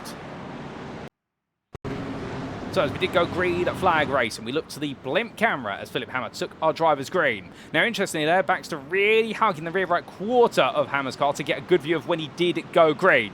As they roared the way in towards Nord Curve here. Well, safe start from all of our top 15. Bit of late break of some drivers there, and Baxter tried to go around the outside, but then went to the runoff area and rejoined, and had to bring his car back on, and well, having to lift off the throttle there to make sure it didn't snake its way back on the road and collect both of them. But as they then made their way down in towards the Einfeld Parabolica hairpin. This is where we did see a couple of daring moments there, including from what was our Porsche driver on the inside, but everyone did make it into the opening quarters safe and sound. And I do believe, as we look a bit further back, Adam Watson, of course, the man had to try and pick his way through the field. So it was all great there for all the drivers on the open laps. Nobody really getting it wrong through the opening few quarters, I should say. But then it did start to go wrong for a few drivers a bit later on. And this is where it went wrong for Daniel Pays, first and foremost. So coming down into the hairpin, the Spitzkehrer at turn number 6 on the open lap. Went onto the brakes here, and we're looking at the black and deep blue Ferrari, 3 wide there, by the way. And, well, that was, I think, Daniel Kovac being turned, and so was there none other than Tom Cordy being turned around by Jack Wyborn by looks of things. But Daniel Pays make his way safely through it all and end up in a bit of a 3 wide there. And how did he survive that? Well, he backed off in the end, as he did find himself surrounded by Verso fast cars, one of whom was Pete Cox, the other one being Harvey Wheeler, and will Pays losing out to both of them in the long term. We did, of course, have this big moment of Jeffrey Damon on the open lap as well. This was going down towards the Spitzkehrer hairpin. So it's a camera angle here as they all checked up. He was in the company of Mikey Stewart, I do believe, was just in front of him. Then went into the braking zone. Oh, goodness me, right into the back there, Luke Sherlock's car for Jeffrey Damon. I think braking and not realising the check-up procedure there, but understanding, I think a few drivers have been caught out by that, not just him. Put the finger at him. But meanwhile, so you may be wondering what exactly happened to Tom Cordy there. Well, this is what happened to Cordy as he made his way down. Was looking on the inside at this point in time as he made his way on through. Well, there was the big mistake there, and that was, I believe, Dean Collins getting it completely wrong, collecting the rear of Daniel Kovac's car, and in the end, I think it was the worst racing team ever car in contact with Tom Cordy, and anyway, Tom Cordy being turned on around. We also had a bit of difficulty for, I believe, it was Troy Anderson through the hairpin as all the field came on down. Bit of an alternative camera angle here as they rolled onto the brakes. As they did so, could this be very tight there? And well, that was Casper Rotner trying to get a bit adventurous in his Ford Mustang as well. And Troy Anderson, to be fair, actually surviving that very well. But everyone did, in the end, for the most part, make it safely on through. Although not our Ferrari driver there, who was propelled to the barrier. And in fact, I think that might have been the car there of Eric Gebhard losing out rather than Daniel Kovac. Apologies for the confusion there about the DRX Esport drivers. But then we did have a bit of difficulty for some of our other drivers going on to lap number 2. Well, in terms of where things did start to go a bit more wrong for some of our drivers there, ladies and gentlemen, we do have these replays, starting with Nathan Anstis. We do apologise for delaying this. There is a lot of footage to carve through here. And, well, this was going down to the hairpin. Chap Barker just in front. So on the brakes they went. Barker went around the outside again. Nathan Anstis out braking himself, but surviving it the same. Then we did have a bit later on, what was this for Ryan Abbott? And I think this was the 3 wide with Adam Watson on the right, or would have been his left, and on the inside of Jordan Butler. So how did Abbott survive this? Well, the answer was he cut back to the inside, tried to get the power down on a big puddle of water, and unfortunately the puddle said no, around you go. So it went a bit wrong for him. And there we had this for James Connolly. And this was Connolly making his way in towards what was, I do believe, the run of Mercedes. As he did so, battling with David Pilcher, and just looked up the inside, outbroke himself, put the brakes on immediately, and unfortunately caused a bit of a domino effect behind him, including Tom Cordy once again being turned around there for the second time today. Won't be too pleased about that, I can tell you. He'll be absolutely fuming. But we also had this for Casper Rotner. This was Rotner making his way in towards Stewart Curve, and as he did so in the Ford Mustang for Old Duty Cars, went onto the brakes here, threw the car into the corner, and the rear just simply said, around we go. Oh, goodness me, Jack Barker there, not enough time to react. And this is what it looked like from, I do believe, the on-board of Barker as he made his way into that braking zone. And as he did so, well, no, this was Barker parking up. So this was after the incident with Casper Rotner. And so I think we can go back in time to take a look at what happened to the onboard of Jack Barker. Here it is, as he made his way in towards the corners. So Barker went for his way in, saw that a car was going round, and then carried a bit too much speed. Rotner was still rolling to the right as well, backwards to the line that Barker was taking. So therefore the two met in the middle, sadly, and Barker's raced over at that point. You can see he was struggling with the car and had to try and park it up. And that's what he did at turn number 1. Then we did have this for Daniel Kovac after it had gone wrong for his teammate Eric Gebhard earlier on in the race. This was Kovac coming down in towards the hairpin, and well, it does seem as though Spitzkehrer hairpin and DRX Esport are not a combination that go well together, and completely whipped it around there, was not turned, just simply made his own errors. He tried to get it back together as best as possibly could. And we had this for Ashley Brooks and Miller Boyd having a bit of a conversation down at Spitzkehrer. This was Brooks with already some damage on the car, I believe. Now, where's Miller Boyd and all this? I can't see. So therefore, it may have been the case. No, Brooks got it wrong, and there's the right way it did happen. around. So in the end, a bit of contact there between the UKSimRacing Hill car and Brooks, and in the end, we'll avoid having to check up very quickly as Nathan Anstis was the one in contact. And then we did have this for Stephen Parker Hamilton, the club leader, going on to lap number 4, comfortably in the lead, goes into Nord curve and clips the curb, and the curb says around you go, and a bit of good evasive action there from Harvey Wheeler, oh my good lord, and will still drives coming through the scene, Jack Wybod inclusive, and all in the end being able to avoid the wayward car Stephen Parker Hamilton and rolled it back off the racing line to get it clear as quickly as possible. We had this for Matthew Hunter on lap 4. We promised you we're almost done with our replays for the opening 50 minutes of the race, ladies and gentlemen. This was a free wide that Hunter backed out of versus what was Kovac and Adam Watson. And Hunter coming in way too hot on the brakes there and clipping the rear of Adam Watson's car. And that explains why Adam Watson's car went from a McLaren to a Snake and why it was shedding all its body parts there. And, well, that explains it because he was pushed slightly forward and into the back of another car. Although Matthew Hunter, to be fair, when he's made a mistake like that, I think he'll put his hand up on that one straight away. And it all went a bit wrong as the body pieces started to fall off there. We also did have this for Jason Baxter on lap 4. And this was Baxter already recovering his race to a degree as he was trying to chase after there. None other than Michael Schütze-Kehrback, the man who tried to make the big move at turn 2 on the open lap. And Baxter losing the rear of the car on his way through the corner. And we had this for Jeffrey Damon as well. I do believe this was going down to Spitz-Kehr a bit further back after a bit of a miserable start for him. And well, did Spitz-Kehr hairpin spin him out in the end? Or spit him out, we should say. And the answer was it made him go a bit deep there, but didn't quite have the effect perhaps that we thought it might. As we now make our way, ladies and gentlemen, back to live racing.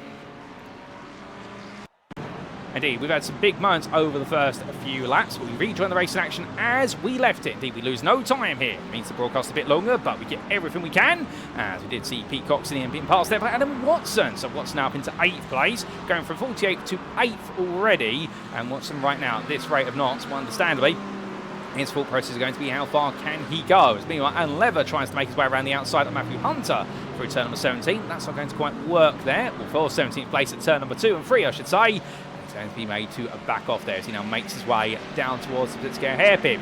But as he does, well, Alan Lever definitely now starting to bear his fangs a little bit, running in 5th at the moment in the interclass. He'll be happy with how things have progressed, but there's a lot more to be done. Given he started 38th up to 18th, and much like Watson, how far can he make his way forward? As Graham Vivers and Jim Fox are both into the pit lane. Oh, Matthew Hunter going very deep there. Lever following him off the road.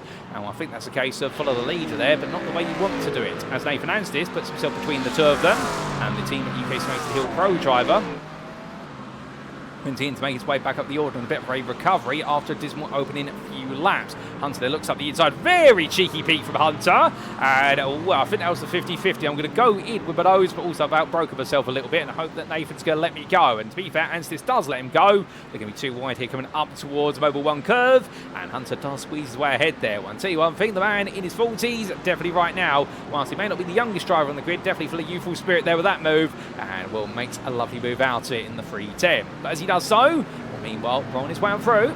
Speaking of ages, we have got one driver to give a bit of a birthday shout-out for here today, and that is none other than Jeffrey Damon, I do believe. Now, where is Jeffrey out on circuit? Here he is at the moment. Now, I don't know how old he has become, but he was celebrating his birthday earlier before this race, so I do believe it was early in the week in the build-up to this race. A big happy birthday to the Dutchman, a man who's definitely spent his time travelling the globe over the course of the last few years, and worldwide motorsport driver. We're here today in Germany pushing on, but the Dutchman right now, well, has gone a bit wrong, but you'll be hoping things can go a bit right from this point forwards. As, oh, hold up a second, what on earth's happening there at turn 1? Daniel Kovac having to go round, and Stephen Parker Hamilton as well, and I think we've had a couple other drivers get a calls up there, as I see is that is an Aston Martin, that's Matthew Hunter rejoining. So all three of them getting it wrong there, and what on earth has happened to that? I think Fox, Hunter and Parker Hamilton all being caught up, and in terms of where Fox is at the moment, in fact Jim Fox I don't think is anywhere near this, although I've had information to say he's been involved in an incident simultaneously with this group, as Darren Sharples is in the pit lane at the moment. So it's gone a bit wrong for so many drivers there. Can we get a quick replay of that? Yes, we can. Here we go back in time to what happened to Jim Fox firstly. So this was Fox making his way down towards the hairpin, chasing Art at the time. That would have been Michael Schütze-Kehrback, I believe. And as he came into that braking zone, just simply outbroke himself. And, well, to just gradually try to bring the car back on little by little. But then we had this for Matthew Hunter in parallel. So this was Hunter making his way in towards turn number 1. As he came through the right-hander of Nordkurve, went a bit wide. Oh my goodness, and there was a car parked in the middle of the road. That was the wayward car of Daniel Kovac. Hunter went to the escape curb there and found out the curb didn't have enough grip for him, and then Stephen Parker Hamilton making a similar error. This is what it looked like on board from Parker Hamilton's perspective. He was coming through. He's going to hear the yellow flag call here, and there's been an incident, but he takes too much curb. So in fact, he sends himself round of his own volition, and well, Daniel Kovac probably most likely making the same mistake, and Matthew Hunter making an error in reaction to the car parked up in the middle of the road of Kovac. And well, so many stories in quick time, and just like that, we head back to your live racing, ladies and gentlemen.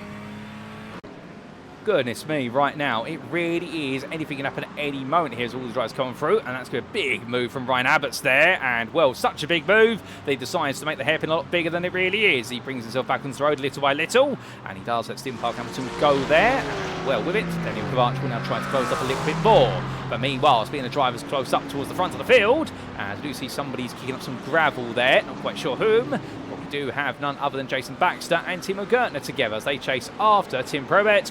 Right now, your top 7 all-pro drivers here, and the 2 World Ride Motorsports drivers together. Once again, good to see them back together on the racing circuit. Right now, if I was a betting man, I suspect they'll both be eyeing up Probert, but is Gertner perhaps eyeing up his teammate there and getting ready to potentially make a move? As Jim Fox steps aside there, goes a lap down and lets them all go into Nordkurve, and you can see that prominent dry line now starting to form. We're nowhere near dry conditions, to be fair, to go to a slick tyre, but you can see where you've got that lighter patch, which is becoming the drier patch of the tarmac compared to what's there. But Ashley Brooks, meanwhile, well, he makes way into a very wet pit lane entry there. He's had a spin at Nordkurve. Brings his way back in. Well, understandably now, that's going to be a fast repair to the car. It's already got quite significant front damage. And I suspect as well, potentially get a fresh set of wet tyres on and probably put a fuel tank update into the car in order to be able to get it to the very end. We'll have to wait and see, or whether it's just a drive-through penalty, which it could be, to be fair to him. But meanwhile, Christopher Bates makes his way almost chasing down Hendrik Zilke, but feeling the pressure of Matthew Hunter, his class rival. As I believe Brooks has left the pit lane, so no pit stop for Brooks. It was just purely a drive-through penalty there. And well, unfortunately, the instant points are accruing. I wouldn't be surprised if we are going to see quite a few drive-through penalties today, and also potentially some disqualifications here. Not that we do want to see them, but of course, we're reaching the 16 instant point limit for the drive-through and 26 for what will be the disqualification. Nobody wants to reach it, but it is our standardised set of instant points there across all of the SimRacing International GT-style series. And well, as we do see Bates holding off what will be Hunter for now, while also growing closer to them is Stephen Parker Hamilton, who we know has got a bit of a bee in his bonnet, shall we say, as well as what else is in the front of that McLaren, because he definitely needs to make up the ground that he has lost. But looking back to David Pilcher, there's going to be Luke Sherlock up his inside. That's a 26th overall, not class position, with the Inter driver clearing the club driver. A bit of a change of foot there. So much going on so rapidly at the moment, and indeed these changes in the story. We'll try and understand what happened to none other than what was Ashley Brooks, if we can. And also we've had a bit of an incident for Darren Sharples that put him into the pit lane. He's had to tow, but whilst it's all chaos for some, meanwhile, it's far from chaos here, and it will definitely feel as though he's enjoying himself out there. Philipp Hammer right now, who leads this race over in pro by 10.5 seconds over teammate Michael Schütze-Kerdeback. As DG steps aside there, respecting the blue flags, doing good awareness of it. And meanwhile, Schütze-Kerdeback here, well, having started in 5th, made his way up into 2nd, and Mikey Stewart with a bit of a mistake. Well, he's now 15.5 seconds behind, almost 16 seconds behind the top 2. As hold up a second, we've had a change of interlead, or have we? No, we've had a change of 2nd place into drive. More on that very shortly. Mikey Stewart right now in 3rd ahead of Tim Probert, who is still pushing on. That's not the man directly behind him, because that is going to be the car Graham Vivers, who is a lap down. There's Tim Probert with Timo Gertner and Jason Baxter behind. And as we suspected, Gertner and Baxter have swapped places. So Timo Gertner has a bit more pace. Perhaps you'd expect that in a Porsche 992. Rear engine rear-wheel drive. The engine's the best possible place to be able to be driven in wet weather conditions. As meanwhile, interlead is, I think, changing here, as we do have Thiago Reyes again, if very wrong. In fact, not the interlead, but Jack Wyborn there carries on. I think Reyes may have outbroke himself into the hairpin. That's why we did think that Wyborn had lost the lead, and he would have technically for a brief moment. But change of foot, as Martin Kenyon right now still feeling a bit of pressure there, but it's from Daniel Payes, a pro driver, who's definitely trying to stop the full place into drive and get involved in this top 3 if he can. Goodness me, how it's all playing out. And well, there's Wyborn, Cox and Reyes together, with Kenyon's a bit further behind. And in the club class, Daniel Payes 4.5 seconds ahead of Jordan Maymart, and Tom Wheeler further seconds adrift at the moment. Like, change again in due course here. But for our drivers right now, almost towards the halfway point of this race, And to bring you up to speed what exactly happened only moments ago, we'll get a replay shortly. As Tim Parker Hamilton trying to brave it around the outside there. Matthew Hunter, that's going to be to take none other than what is 6th place in the club class. Lovely move there from Parker Hamilton. And I think Hunter just playing it smart here. As Ryan Abbott would love to take a run at his Aston Martin rival. The team news driver, also club driver, looking for 7th off of Hunter right now, 23rd overall. There's a bit more work perhaps to be done before he can make this move happen. But if you come back to Cox versus Reza and Jack Wyborn in front, how exactly did Thiago Reza for a very brief moment take the lead of the class? Well, here's a quick replay of that. And well, this was coming down. So Reza at the time was 2nd in the interclass, in towards the split scare hairpin. This was a lap ago. Onto the brakes he went later, and then had to lift off the brakes, realised he was never making the corner, and that's how he took the lead literally for a microsecond, and then handed it back to Jack Wyborn. So that explains the story there. But we can't dwell on this for too long, because we left it as they were getting ready to battle, and we come back to their battle. Pete Cox right now, side by side with Thiago Reza here for 2nd place in the interclass. Jack Wyborn just in front here, hoping they fight each other more and more, as we look back from the rear of the MRC 291, and we can see Cox there defending valiantly, as we've got Reza now looking for another move, but Wyborn struggling for corner exit speed there coming out of turn number 4, and here comes Cox, that Ferrari looking a bit more composed here as they make the way down the Parabolica curve.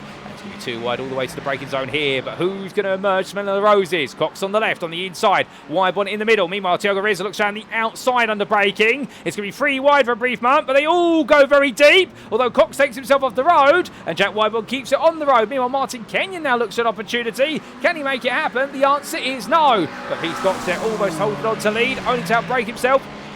And we're very quickly discovering just how much water is on that inside versus how much is on the outside, that racing line that's formed. Well, that dry line that's formed, we should say. And well, that's the problem right now. To battle here, even though they're all in wet tyres, you really want to be the driver who just holds the drier line. It's not going to see your tyres get too warm, as here's some rain returning. So the rain's coming back approximately 5 minutes earlier than planned. But to be fair, it does seem as though the rain is here again. And it's going to top up the circuit as Jack Wyborn continues to hold on there for Mobile 1 curve. And this interleague battle, absolutely incredible right now. But is this going to change the complexity? Is this going to change the dimensions of this race? Because understandably right now, Jack Wyborn might be struggling on a circuit that is drying on one line, but if this circuit gets wetter, as it is bound to do so now, as that rain is really starting to come down, as I look at my contact booth window, are we going to see suddenly his car really start to grip up? Thiago Reza there poking, thrusting, looking every which way into Nord curve. Reza is definitely more confident with the car at the moment, and Martin Kenyon's just watching it, itching to get a bit more involved. This is the closest battle out there for the most significant position at the moment in a given class. We stay with it, as it's going to be a mistake there from Wyborn, going through Nord curve, and Thiago Reza takes the lead of the interclass, and Martin Kenyon sneaks his way through as well. So Kenyon right now a bit of a dark horse in his Acura, trying to make his way all the way through, in his own words, switching to this car, of course, for a new challenge to learn a car that's definitely well outside his comfort zone, and perhaps arguably the hardest car to master right now in the GT3 class live racing, excluding perhaps the Audi R8 Evo 2 LMS. Both the Acura and the Audi known to be cars whereby when they go well, they go exceptionally well, but as soon as you make a mistake in them, you are pretty much to the pit lane, your race is over. But not so for Martin Kenyon right now. Let's not put the commentator's curse on the bad either, ladies and gentlemen, as he continues to enjoy the batting out there, and Reza goes very deep at the hairpin. Kenyon tries to get the better traction off the corner. It has got a very strong traction control system on it, but right now, well, we can see that Thiago Reza just holding on by a slim amount as we ride aboard the front bump here of the 201. And the rain definitely falling in full force at the moment as they go through the Mercedes arena. So close to the back right now. And well, from left into right here. And as they come through that corner, well, can you just roll a little bit deep there? He's got the pace, but the problem is he's trying to figure out how to leverage it to attack Reza, which right now will not be able to do so then, losing some time. As meanwhile, Pete Cox still sat behind Jack Wyborn and, well, powering his way out.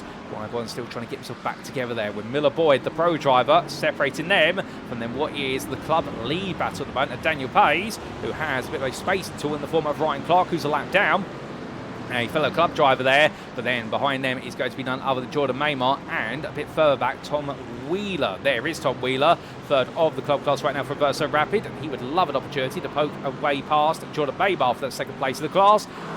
Coming together here, and this rain now I think is here to stay for the rest of the day. We may see it stop briefly, but I think it is going to be really rain now all the way to the finish. So suddenly that emerging dry air line will start to darken a little bit. Oh, hold up a second, who's gone round? That's Peter Cox who's gone round at Nord curve there. So he falls out of the battle for the top 4 of the interclass, and now he finds himself in the pressure of Alan Lever, old teammate of course at UKSimRacing. But now these two rivals are different teams, and the UKSimRacing Button driver literally tried to do what the Rain Maestro of Formula 1 Jenson Button did, And let's go round the outside. He's going to make that work immediately, and lever. And when you see the Tom Cordy behind, he looks to try and make it 3 wide here. And well, here we go. After his bravery early on, right now Cordy's going to try and do it again here as the Ford Mustang powers its way on the inside of Parabolica Curve. But this is going to be to the outside of Spitzer-Carrera. But that's where you want to be fair. Now Cox is going to break the earliest lever in the middle. Meanwhile, going to be a bit conservative on the brakes. And I think Cordy's going to get this done, but Cox is there. He times it really well.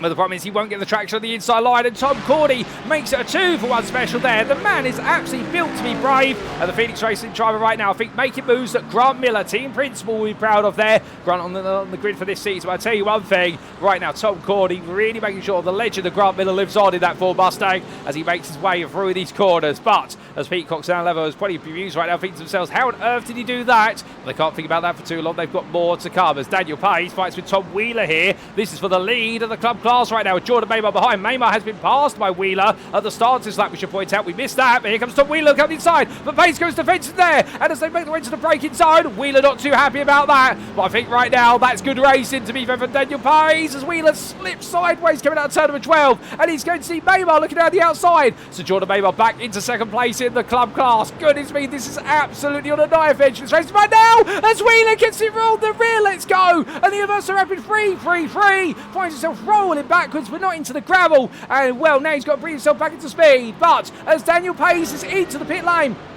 now this could be strategy for the old Dudes and Cars Amnesia driver. Perhaps he's thinking to himself, right, get in, get a fresh set of wet tyres on, get them coming out of those thermal blankets, and also get some fuel in the car, or just get the fuel in. And we'll have to wait and see what happens there, but the car's definitely in. But as we do look back up towards the front of the field, meanwhile, Jason Baxter under pressure for Adam Watson, who's still trying to make some ground. Watson into 6th place. His crusade does not end here. And Jason Baxter on a big slide. And look at Adam Watson, my good lord. The man literally right now saying to everybody out there, he comes up behind, whatever you can do, I can do it, and get more power out the corners than you. The Simcast Altitude 3M McLaren, well, I'll tell you one thing right now, it is definitely a car that, despite its damage, is carried on there. And it's reminded me, I can't remember the name of the movie or the name of the car, but if anybody remembers it, the demonically possessed car, of course, I think from the sort of 1970s, 1980s era slasher horror movies, you'll know the one if you're of that generation of moviegoer. Well, it's reminded me of that car right now. No matter what you do to Adam Watson in his car, he will keep coming on as he makes way out the inside there of the worst racing team ever, McLaren. He puts a lap down to Dean Collins. Well, Collins is not going to get in the way there as they battle onwards. But still, Jack Widebot and Martin Kenyon, they swap for second place in the interclass with Thiago Reza put it away.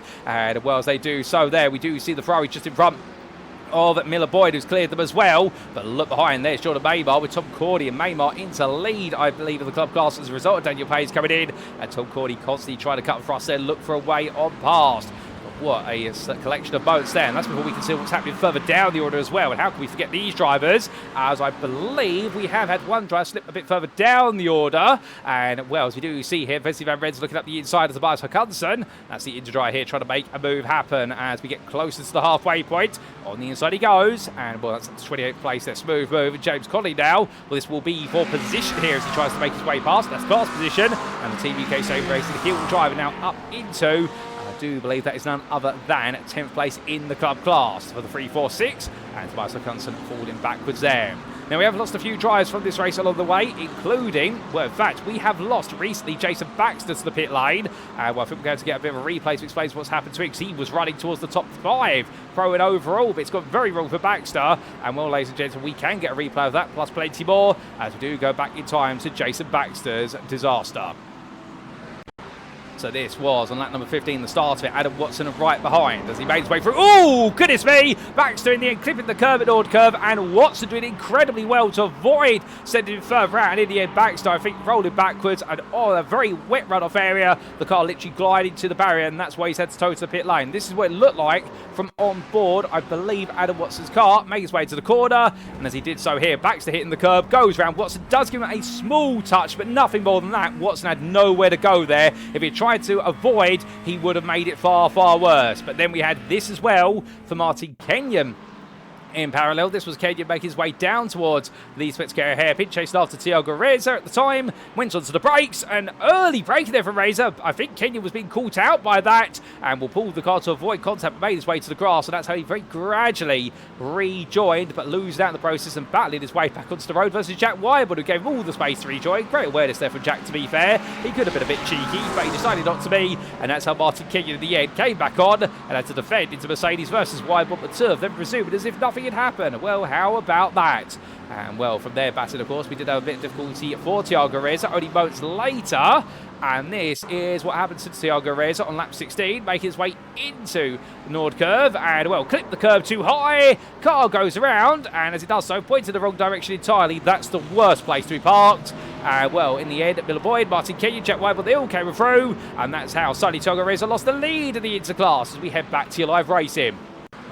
But we come back for plenty more, ladies and gentlemen. A long way still to go here, to be fair, as we get towards the halfway point. The rain falling. My goodness, it is endless, this rain right now. The skies, I look out my content booth window. Well, I'll tell you one thing. Thank goodness we do have a proper roof over it. Well, we have had technical issues here in the past in the broadcast at Hockenheimring, where rain has come into the commentating booth and damaged some of the equipment, but not here today. And right now, Crystal Bates keeping Matthew Hunter at bay. They're fighting over fourth place in the club class. We show you those class standings there on the left-hand side of your timing tower. And Hunter looking for the move here, looking to get back into fourth. The place he definitely enjoys being in. Goes all the way out the inside. Does he get it stopped to the Aston Martin? He does. Now, can he abuse the twin turbo with the V8 there to get a good run out the corner? He does that as well. And that's one of the good things about this Aston Martin, is the fact that it does struggle for power at the lower RPMs, but it means in wet weather conditions, so long as you've got the traction control set up not to constantly interrupt the car, you can actually be quite aggressive on the power compared to other cars if you use higher gears. The same would say the Corvette Z06 GT3R, because of the amount of torque it does have from an actually aspirated 5.5 litre V8 plain crank engine,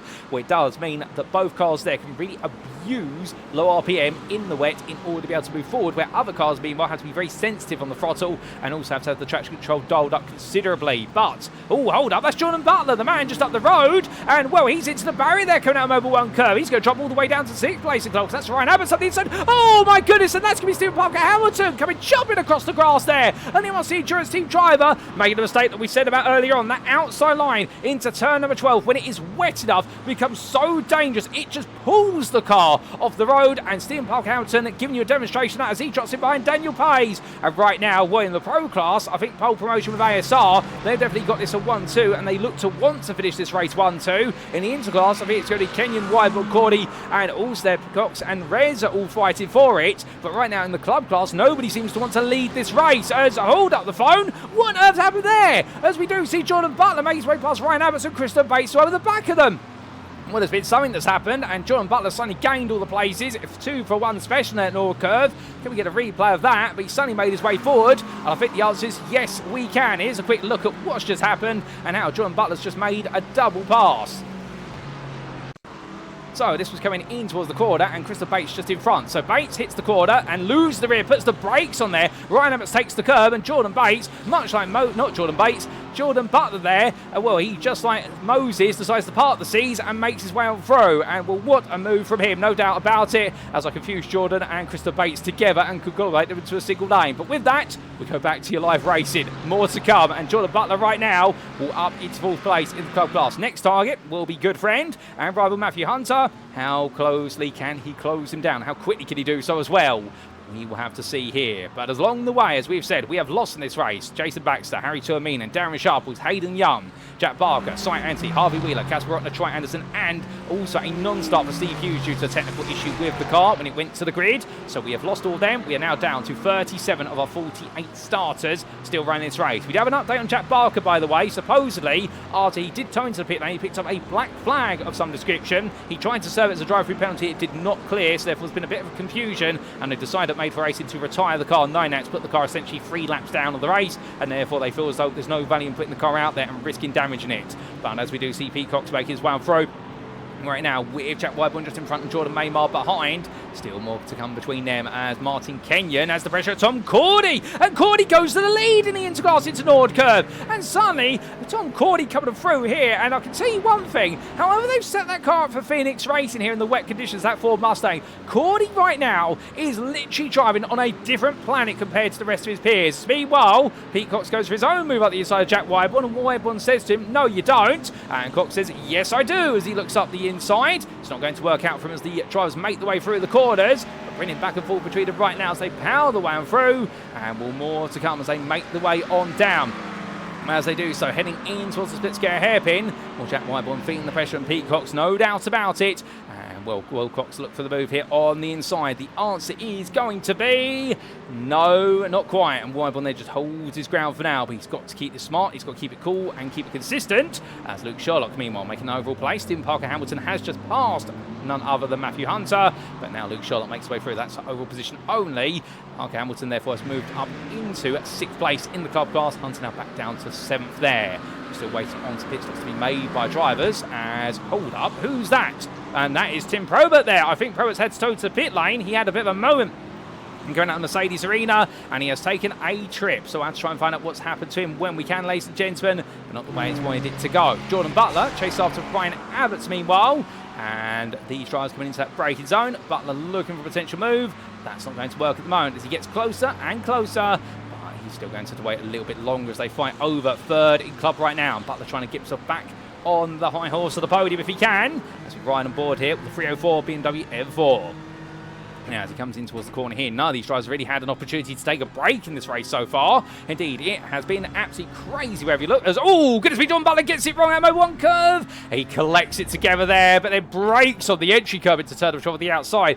Jordan, to be fair, not having anywhere to go at that point other than just put the brakes on and pray the car stops. Well, it does so for the 304 driver. But look at Christopher Bates. Suddenly, Bates sees what's going on. And, well, like a shark to blood in the water, he is absolutely going for it there. And, well, oh, goodness me, and Daniel Pays gets it wrong. They're all coming off at sound curve right now. And, well, that is going to be Daniel Pays who spins it around there. And, well, with him, a lap down car in the form of Ryan Clark gets it wrong. A couple other drivers going wide as well. This circuit is getting wetter right now. And I get the feeling a few drivers there are just not able to adjust quickly enough to what's going on. It's going Vivas. Well, they might be fighting a lap down at this point, but they're still having fun out there. You can't blame them for it. Trying to make a move on Dean Collins there for 33rd overall. And what would be, I do believe, none other than 11th place in the interclass.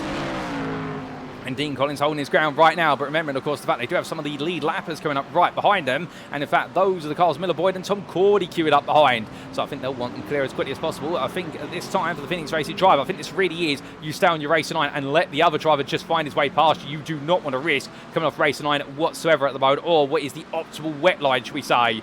Vivas in the end also here makes his way into Mobile 1 curve, and understandably, I think Tom Cordy will be partially grateful for this, because this does give him an opportunity to take an overall place of a Miller Boyd, should it work out. But the flip side of the coin is, as they all break the way tentatively into turn number 12, the Phoenix Racing driver going around the outside. Well, I think Miller Boyd wouldn't be too pleased that the Phoenix Racing driver of Vivas did in the end aid Cordy and get him past. Indeed, there would be the question of team shenanigans, but nothing quite like that, to be fair. And Graham doing a good job of respecting them all as they made the way through. As meanwhile, Jordan Maymart gets ahead of Thiago Reyes around the outside at turn number 12 there. We see the tail end of it.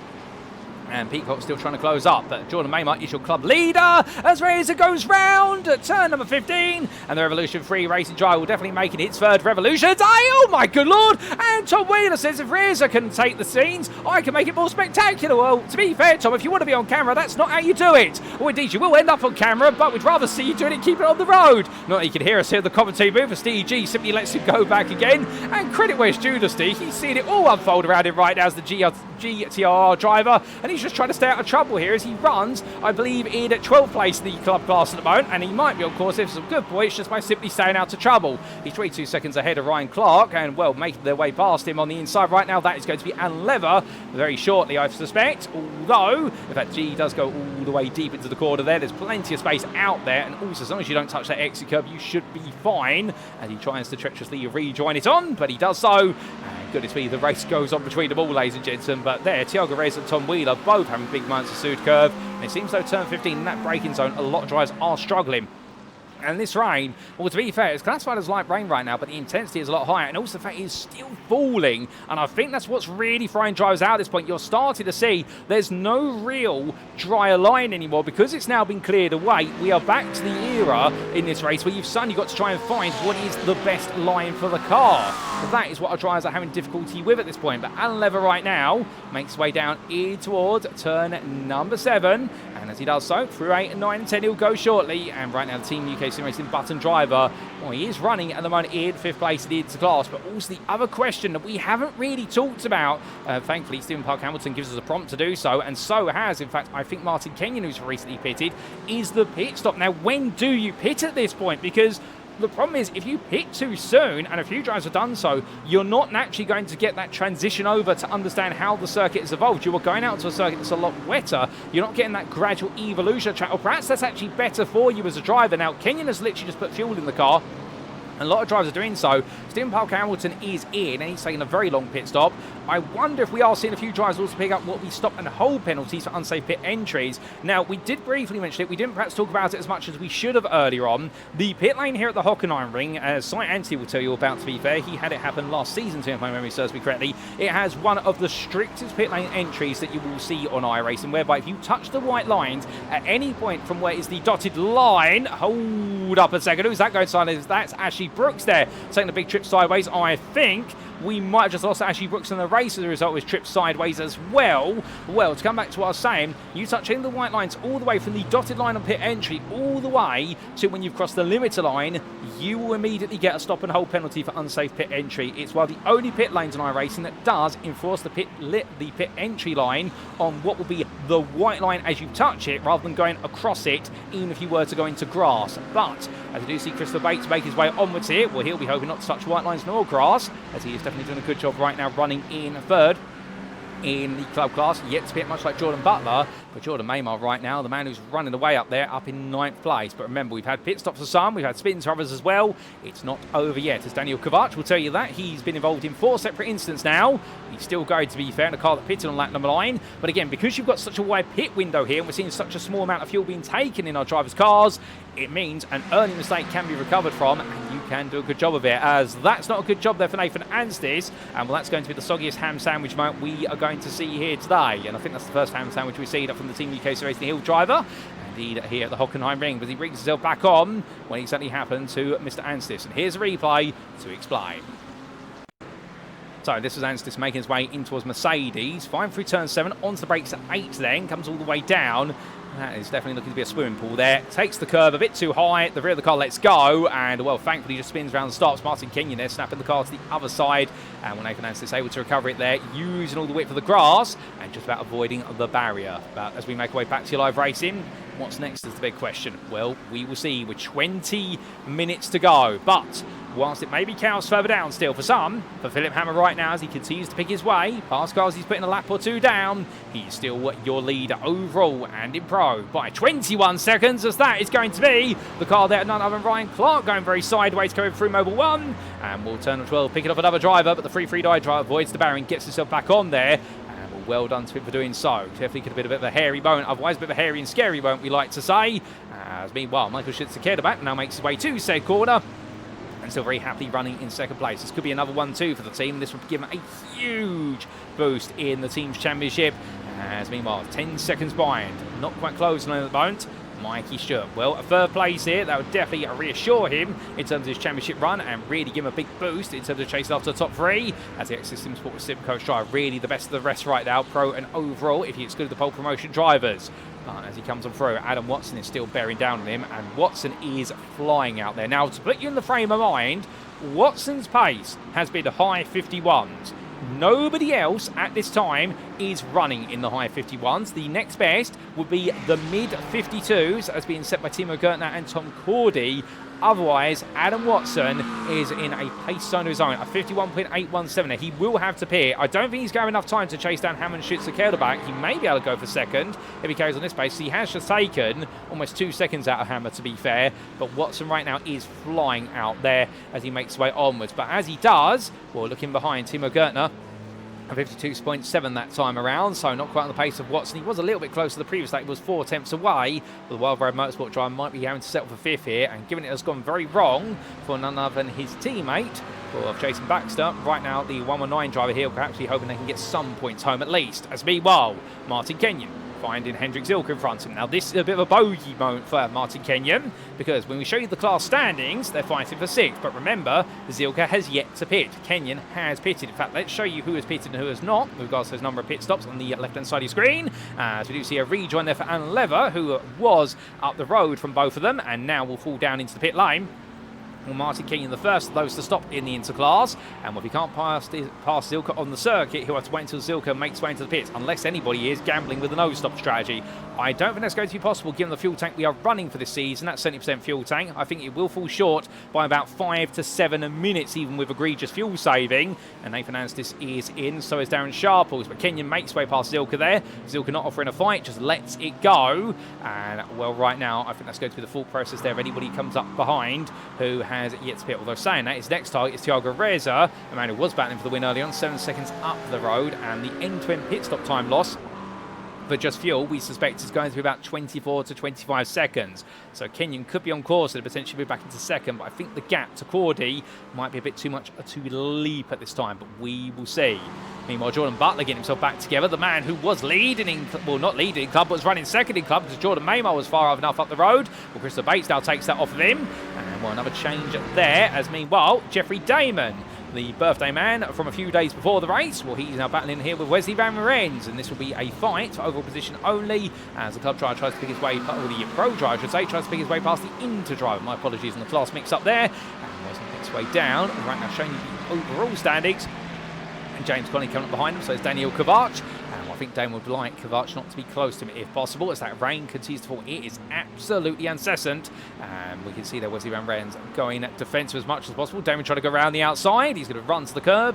And, well, right now staying behind there. But as James Conley watches on from a bit behind, he'll be hoping that Damon can make his way past.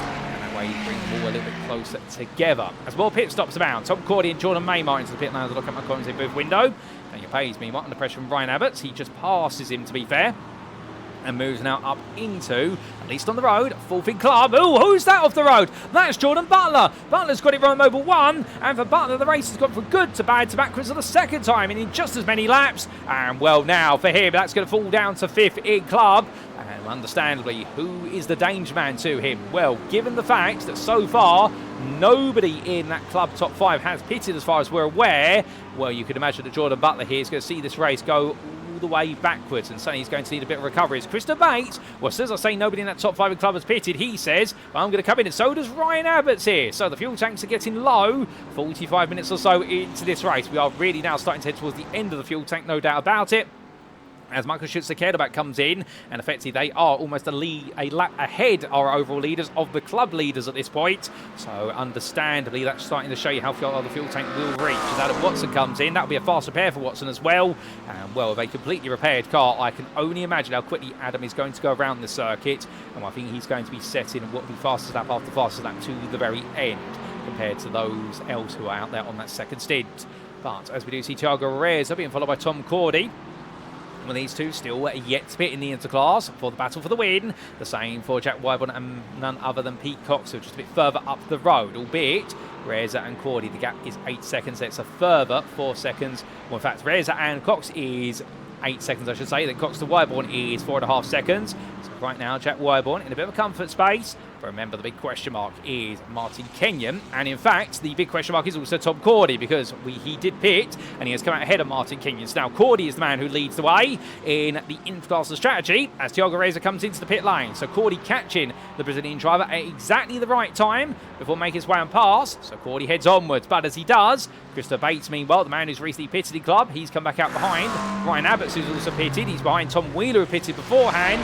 So Tom Wheeler now the strategic leader in the club class base. Now we understand this race is projected to go. Oh, good speed. That is traffic in abundance there coming in towards turn number 12. James Conley picking his way past. So it's Daniel Kovac, so it's Jeffrey Damon and Jordan Butler and Tom Wheeler all queuing up behind. For Wheeler, this is not good viewing right now. This is not where you want to be. Steve G steps aside as much as possible. And, well, Tom Wheeler there on a big snaky button under brake there, almost collecting Steve G and taking the pair of American machines off the road.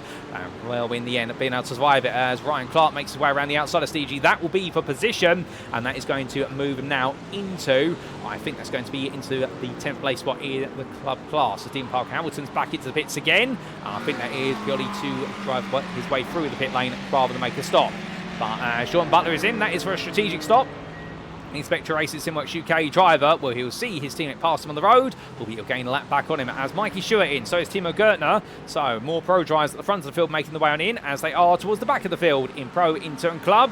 And Daniel Paisby are still fighting with Luke Sherlock. Last is wound past here. The man who's currently second in Club on the road at least, although we believe he's not second in the hold up. He is potentially your leader right now of the club race, given the fact he did pit on lap number 14. And meanwhile, what about Jordan Maymar? Well, in fact, Maymar has recently pitted, so we'll catch up with the pit stops. Maymar pitted on lap 23, so he is your effective club leader after all the pit stops are done. So Simcast for Altitude 3M are on course here for at least a win in the club class if Jordan Maymar can keep it together. And Daniel Pace is the second place runner at the moment. Indeed, trying to keep track of all these pit stops, but I think we are coming to the end of them all now. Philipp Hammer's just also been in as I look at my content booth window. Miller Boyd also into the pit lane there. That's going to put him a bit further back as Tom Cordy makes his wound down. And the Phoenix Racing driver makes his way past Boyd, but I think for Miller Boyd, he won't be losing any more pro positions. He'll fall back to 6th place in the pro class. And the only drivers then yet to pit are none other than Jack Wyborn and Pete Cox and Luke Sherlock. Now, I don't think they're going for the no-stop strategy. I think that would be way too far to go, given the fact that fuel tank is lasting about 50 minutes at most. But I think Wyborn will be in the end of this lap, and most likely Cox will be as well, and Luke Sherlock. So they've gone as far as they can, and that may give them some more ground later on in that final stint. But now it is going to be, would you call it a sprint at the end of this race, given the conditions? Perhaps not so. And meanwhile, Alan Lever making his way on past Luke Sherlock, who ducks into the pit lane. So Sherlock's race now comes to the pits. It will be reset backwards, and he'll carry on. As meanwhile, I think we've had more drama for Jordan Butler, I'm hearing, but not before we see what's going on here between Christopher Bates, Matthew Hunter, and Eric Gebhard, as the two club drivers find themselves under pressure here from the Pro DRX Esport Ferrari.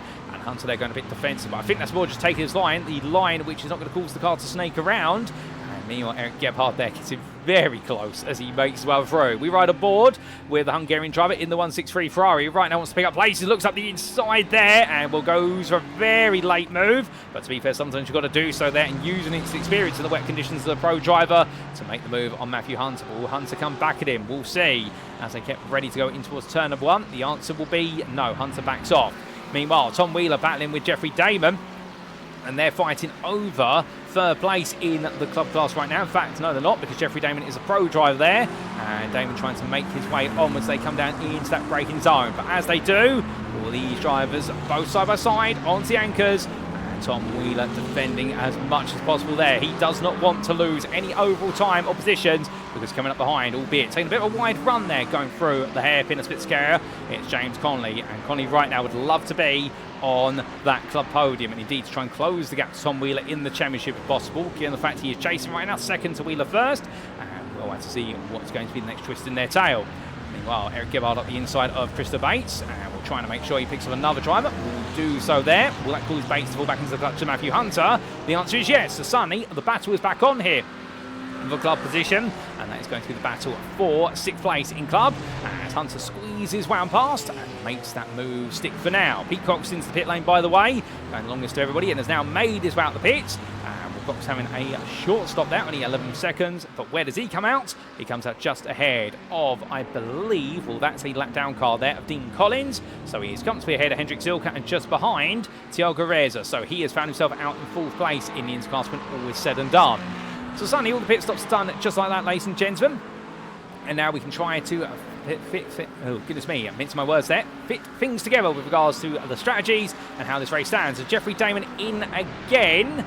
And Damon comes on down here, and I suspect this is going to be a second stop. And in fact, he did come in very early in the race, and I think there was a splash and dash back then he could only put in the car. So I think this is going to be a short pit stop, and he'll be back out there very quickly. Yep, there he goes, 8.92 seconds stationary compared to his 4.9 earlier on. So unfortunately for Damon, he'll be going no further, and he will lose out to Eric Gebhard for pro places, as we do see the DRX Esport driver make his way on through.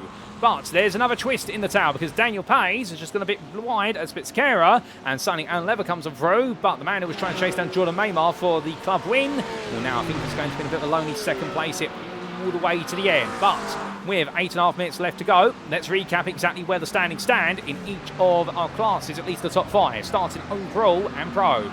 It's Philipp Hammer who leads right now for pole promotion with ASR, with 22-second gap to teammate Michael Schutzer-Kederbach. And well, right now both drivers here doing an absolutely splendid job. And then we do have Adam Watson, who is trying to fly as best as possible out there. Fast pairs on the car after starting from the very back of the field. He's made his way all the way up to third place. And Mikey Stewart is behind the SimCast Altitude 3M Esports driver, only 2.2 seconds. We're trying to manage the pace there, but cannot seem to match Watson by comparison. Then we do see Timo Gertner completing the top 5, with Tom Cordy 23 seconds behind, and it's only 5 seconds behind Mikey Stewart. Then we come to the interclass, and there you'd be looking for Tom Cordy, and there he is, your leader right now. And Cordy has been absolutely incredible. Since the rain has returned in this race, he's picked up the pace, no doubt about it. The Phoenix Racing driver leads the interclass by 1.7 seconds ahead of, no, in fact, not 1.7 seconds, 8.7 seconds, as I reread my timing sheets, from Martin Kenyon for Access Sport Sim Coach, who's done a phenomenal job in that Acura to make his way forward. Given the fact he got set back a little bit earlier on, Jack Wyborn, a further 7 seconds adrift, completes the top 3 for MRC Insurance Team, within a 14.5 second gap to none other than what we Thiago Reza, who right now has got Pete Cox trying to close on him. So Cox may still have a shot here for 4th place in the interclass, and they are 13.5 seconds clear of Hendrik Zilka. But in the club class, we have Jordan Maymar, who's currently leading the way, although I think Maymar's just had a bit of difficulty at the Spitzker hairpin as he makes his way into the Mercedes section. And with the BMW M4 driver currently 24.5 seconds ahead of second place man Daniel Pays, who has had his own difficulties. He's caught behind your race leader overall right now. We're going to have very few drivers finishing on the lead lap at this rate. And then we do have a further 11.5 seconds back to not to Nathan Anstis, but to what will be the car there of Tom Wheeler, who we can see there being caught up with the camera now. And the Averso Rapid driver here, with James Conley 8 seconds behind him, and Ryan Abbott's a further 14 seconds adrift. Well, it does look as though the podium place may be sealed here unless anybody makes the mother of mistakes right at the end. Here is James Conley, by the way, for reference, making his way into Mercedes now for Team UKSimRacing Hill. And then you do have Ryan Abbott's 10.5 seconds back. In fact, Abbott is closing quite quickly at the moment on none other than James Conley, but it may be where they're catching other drivers, and also just the feel of the circuit for these drivers towards the very end. But we look back to the overall standings, and Christopher Bates, well, he's cleared Jeffrey Damon quite recently, as I think Damon and Eric Gebhard having a bit of a fight here for 25th, and that's for pro position as well. And that's going to be for 9th place in the class, as Eric Gebhard has found his way past. But I think both drivers definitely have to take it slow. What exactly happened between the two of them? Here's a quick replay to explain. So this, with all the spray, we just about made them out. It was Jeffrey Damon at the time behind Eric Gebhard. So I think Eric is going to make a mistake. He does. Oh my good lord, no he does not. Jeffrey Damon there comes in absolutely like a battering ram, and unfortunately hits the side. I get the feeling Damon there, I think he's been called out. He's hit a puddle of water or some standing water, and that's led him straight into the side of Eric Gebhard. This is what it looked like on board. Hold on to your hats, ladies and gentlemen. There's a nervous disposition. Let's listen in. And on the brakes there, well, he's missed his braking point by about 30 metres as well because of the spray. And he's hit a puddle of water there, some standing water on the inside, and that's what's led to the huge contact, a huge jump between them. And both drivers trying to carry on as best as they possibly can. But be of that, we come back to your live racing, and well, 5.5 minutes still to go. We're on lap number 30 here, and all the battles in class seem to, for the most part, calm down, although there is one big battle in the interclass for 4th place between Cox and Reza that we're still waiting to see how it unfolds. Otherwise, things do definitely seem to be in a relatively calm space. Although saying that, I believe Stephen Parker Hamilton has just found his way past Tobias Hackanson for what will be 30th overall, and in the club class that is going to translate into, I suspect, 9th place. As Cox goes up the inside there on our screens versus Thiago Reza, but in the end can't get it stopped in time and has to literally park the car, and Reza simply says to him, nice try, but you've got to make the corner. And so they go back to square one. So as they come in towards Mercedes this time, well, Cox, he's got the brakes down that Ferrari, and he's just got to adjust his brake markers to make sure he gets it right. That's the hardest part he seems to be finding at the moment, as so many drivers are finding today, no doubt about it. And the last of your runners at the moment is none other than Steve G, running in 33rd. Indeed, we've lost Ryan Clark, Graham Vivers, David Pilcher, Ashley Brooks, and Tim Probert from this race since we last checked the retirement list. But Steve G still running out there, and well, looking for a 12th place in the club class it currently stands. Trying to chase after Jim Fox, although to be fair, Fox is 36 seconds up the road.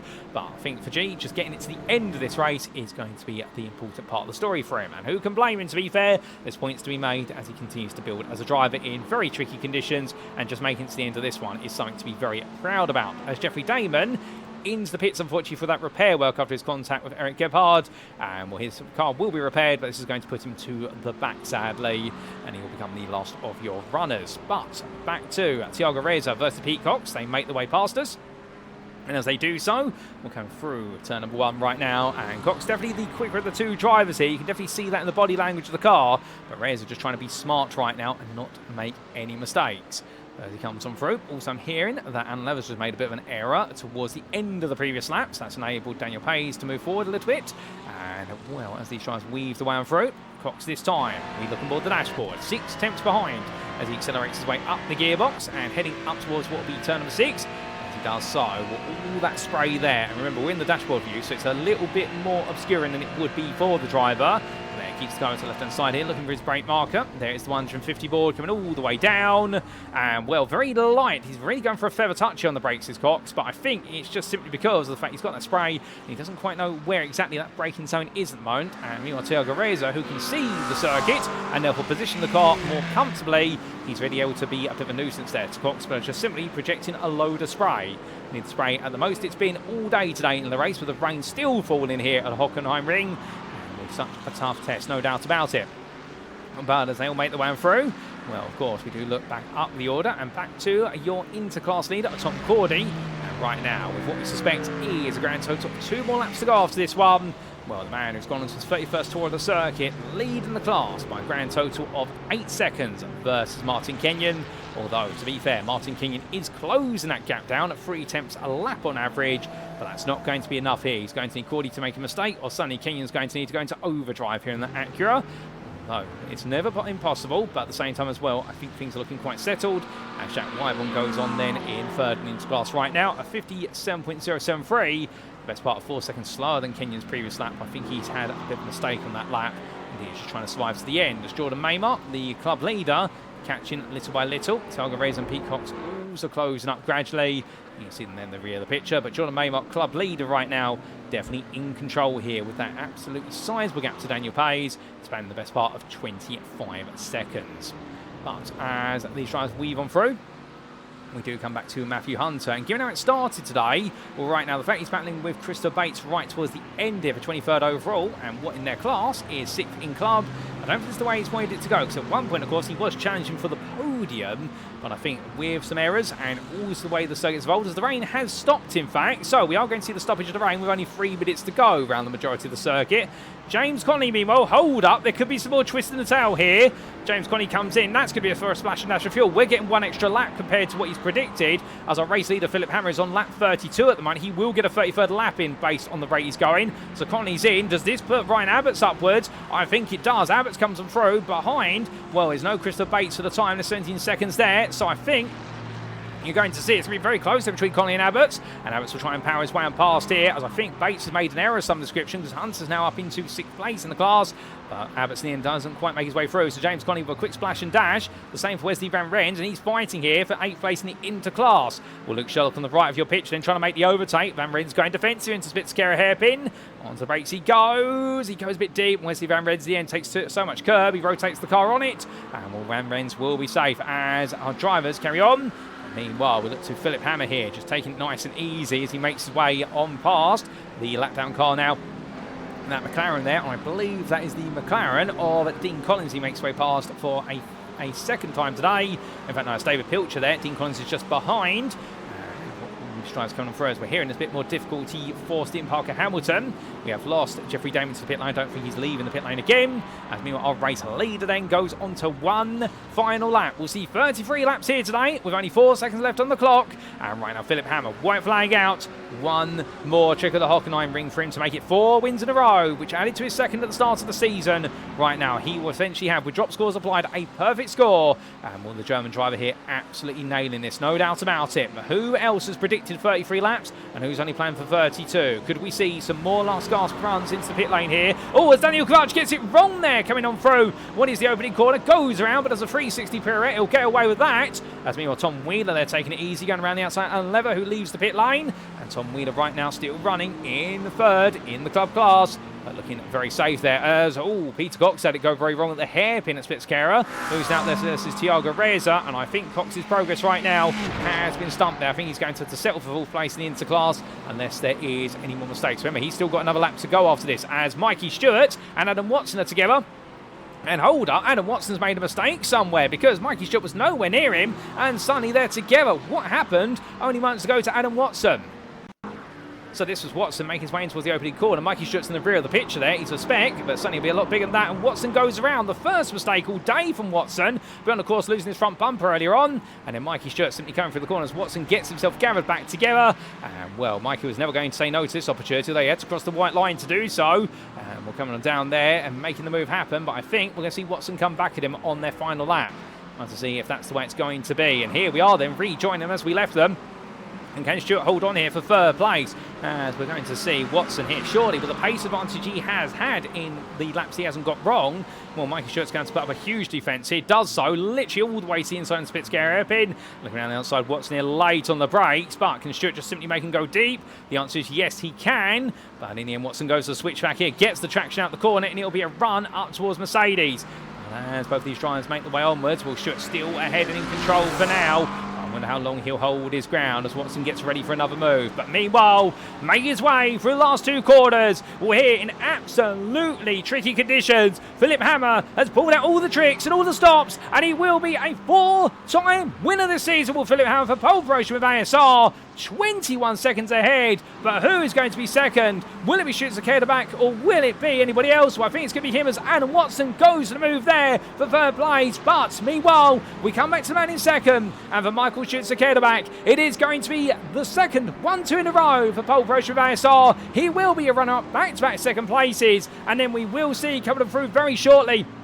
And to bring on home third place, will it be Stewart? Will it be Watson? Watson looks at the move, he can't quite make out, but it's been back and forth. It's dicey between these two, but Stewart goes deep, and Watson has to come into the pit lane. I think that is going to be for instant points, and so Mikey Stewart on the road will take third place in the end. I think there's a question mark about what's happened between them, but Stewart will hold on for the pro podium, and overall, Watson will be demoted essentially down the order gradually, I think, as he will essentially have that penalty. Timo Gertner comes home in fourth ahead of Tom Cordy, and what a race it has been for this man for Phoenix Racing. And when the rain returned, he absolutely leapt to the front of the interclass and never looked back, and it is going to be fifth place overall and an inter win for Tom Cordy at the Hockenheimring. 5 seconds behind him will be Miller Boyd, and Martin Kenyon will come on through to bring on home what will be 7th place overall, but runner up in the interclass. And then Jordan Maymar shortly making his way around right now. And you've got a limited number of cars on the lead lap as we do see a bit of a battle there between two of our drivers a bit further down. Oh, dear, the car going around there. Thiago Reza going for a spin, but we stay transfixed here to Jordan Maymar, ladies and gentlemen, because it's only courtesy that we welcome home your club winner, as I think the car's running out of fuel here towards the line, but I think he's just got enough to make it there. And Simcast for LG3M driver taking the club win after what has been the diciest of races this season for the club victory. Jack Wyborn just behind in there, finishing third on the Interpodium, and Pete Cox just missed out on that podium, but finishing ahead of Thiago Reza, who in the end will come on home 5th place in Inter, 12th overall, and be your last lead lap finisher. Also, big shout out, of course, to Daniel Pays, your run up in the club class in 14th position, a lap down, and also to Tom Wheeler, who does complete the club podium there, a lap down. And in the end, James Connolly fended off Ryan Abbots and Matthew Hunter for 4th, 5th, and 6th in club, respectively. And we'll add to the remainder of the running. We'll bring you all those provisional results very shortly. But, ladies and gentlemen, the big question, all of you have a question on it straight away, is what went down between Mikey Stewart and Adam Watson on that final lap. And before we go to those results, we can bring you the replay. Here we go then for a brief trip back in time. So this was, of course, on the final lap, the fight for third in the pro class and overall, and Adam Watson in the end looking around the outside, but Stewart was never going to give in here, given how close this race has been between the two of them. So onto the brakes they both went, and Mikey Stewart defending hard. So Watson looked to the switchback there as they made the run out, and a little bit of a fishtail from both of the drivers there, both trying to get the power down in mid-engine rear-wheel drive cars. But Watson, the quicker driver, but Stewart having track position, so valuable in the wet. As they came in towards Mercedes Arena, Stewart again going very tight. Watson pinning him there as he looked for the switchback, but Stewart just simply ran the car to the middle of the road, and in the end both trying to get traction on a bit of standing water. And Watson taking all the curves, literally using all the curves and plenty more of the road, and went for the switchback there. Lovely line from Watson. and made his way through in towards Mobile 1 curve. So as he came in towards the right-hander, was shot on the outside there, but Watson holding it, and then they made the way in towards turn 12, but took too much exit curve then. Watson had to struggle his way back onto the road. Mikey Stewart went higher there and had found enough grip around the outside, and in the end, Watson just going a little bit deep, didn't cost him time. Then turn 13 and 14, Stewart trying to hold outside to inside, but went for the switchback, did Watson, and onto the brakes he went there, and well, Watson into the pit lane. So I would have to imagine that him running wide onto the curb then at turn number 12 at Mobile 1, or turn number 11 at Mobile 1 curve is what's giving him a drive-through end. But what a disastrous end to that battle, and what a battle it was, and Mikey Stewart in the end holding on for that third place. My goodness, the two of them giving it everything. That's what you love to see, but sadly, you don't love to see Adam Watson in the pit lane right at the end for what we suspect is a penalty that's going to set him to the back of the lead lap. But with that, we head back to your live circuit side pictures, and as we do, we take you through those race results, of course, subject to any Stewart's inquiries, and here they are as they come up on screen. And goodness me, ladies and gentlemen, what a race we've had here today at the Hockenheimring Baden-Württemberg Grand Prix circuit for round number 5 of 10 in the UKSimRacing Sunday GT3 Championship Season 19, brought to you in iRacing and, of course, hosted by SimRacing International. Your overall winner, Philipp Hammer, for pole promotion with ASR. He's making a habit of winning now, 4 in a row, and he yet to finish off the podium pro and overall ahead of teammate Michael Schütze-Kerbach, and a 1-2 for the team's drivers. Albeit Hammer, of course, taking pole position. Schütze-Kerbach having to come through from 5th to 2nd. Did so early on the race with some daring moves in the evolving conditions, and in the end the 2-1 stopper with Mikey Stewart rounding off the overall pro opponent for Axis Simsports sim coach, fight his way through with a late mistake for Adam Watson, giving him the opportunity to take back that 3rd place. Timo Gertner, 4th there for World Ride Motorsport. Not too far for the podium in the end. A very consistent drive from the German driver on home soil. And Tom Cordy taking 5th place there for Phoenix Racing. But for him, most critically, the Inter win. And what a drive to victory it's been for him. And something tells me he's going to be absolutely ecstatic about that, taking his first win of the season, following up from the 2nd place that he previously achieved in round number 3. Miller Boyd taking 6th there for Send It Racing Bulls. Not quite on the pace of the top 4 pros, but to be fair, 5th in class, he'll be pleased with that. Indeed, Martin Kenyon at 7th ever Axis Simsports sim coach, run up in the interclass, and indeed the only other in-stride official on the lead lap with Adam Watson demoted backwards to 8th place there with what's the time penalty. And, well, sadly, that drive-through penalty being added onto his race of Simcast for Altitude 3M. 21 seconds behind, it was his teammate Jordan Maymar. The team's definitely taking some very valuable points, with Jordan Maymar taking the win, and will be very happy about that. No doubt about it. A huge win for him, and, well, for Jordan now, it does rank up there as what will be his maiden win of the season and his 2nd podium. Jack Wyborn taking 10th there, and indeed, a couple more intros did finish on the lead lap. I do apologise for that misinformation. Rounding off the podium for MRC Endurance Team, and a further 7 seconds back, Peter Cox there, and, well, Tiago Reza rounding off your top 12, all the lead lap finishers, and the top 5 in the interclass. Hendrik Zilka, a lap down there for Old Duty Cars Midlife Crisis, ahead of Daniel Pays, who was 2nd in the club class, ahead of Nathan Anstis and Daniel Kovac, and then you saw your 3rd place finish in the club class of Tom Wheeler for Verso Rapid. Alan Lever, Wesley Van Rens, and Luke Sherlock completed your top 20, and outside that top 20, 21st, it was none other than James Conley for Team UKSimRacing Hill, ahead of Ryan Abbott. Matthew Hunter with a back and forth race, taking 6th in the club class in the end, 23rd overall for Simcast Racing Team, ahead of Jordan Butler, with Eric Gebhard completing your top 25. Christopher Bates was the last to finish a lap down, with 2 laps down there to Dean Collins, Gianluca Rospo, Tobias Hutchinson, Stephen Parker Hamilton, who completed top 30, and there was Jim Fox, and 3 laps down, Steve G. Then we did see 5 laps down, but classified as finishers to fight for a time from the race right at the end, Jeffrey Damon and David Pilcher.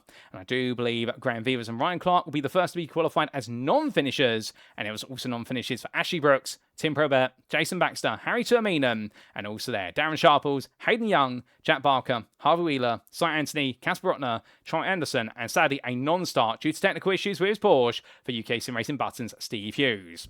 But how do they finish in class is what you really want to know because of the championship points. And we started with the top tier, the pro drivers, and Philipp Hammer taking the victory for pole promotion with ASR ahead of teammate Michael Schütze-Kerbach. Another 1-2 for the team, and right now the team looking to be on form and very strong as we cross the halfway point.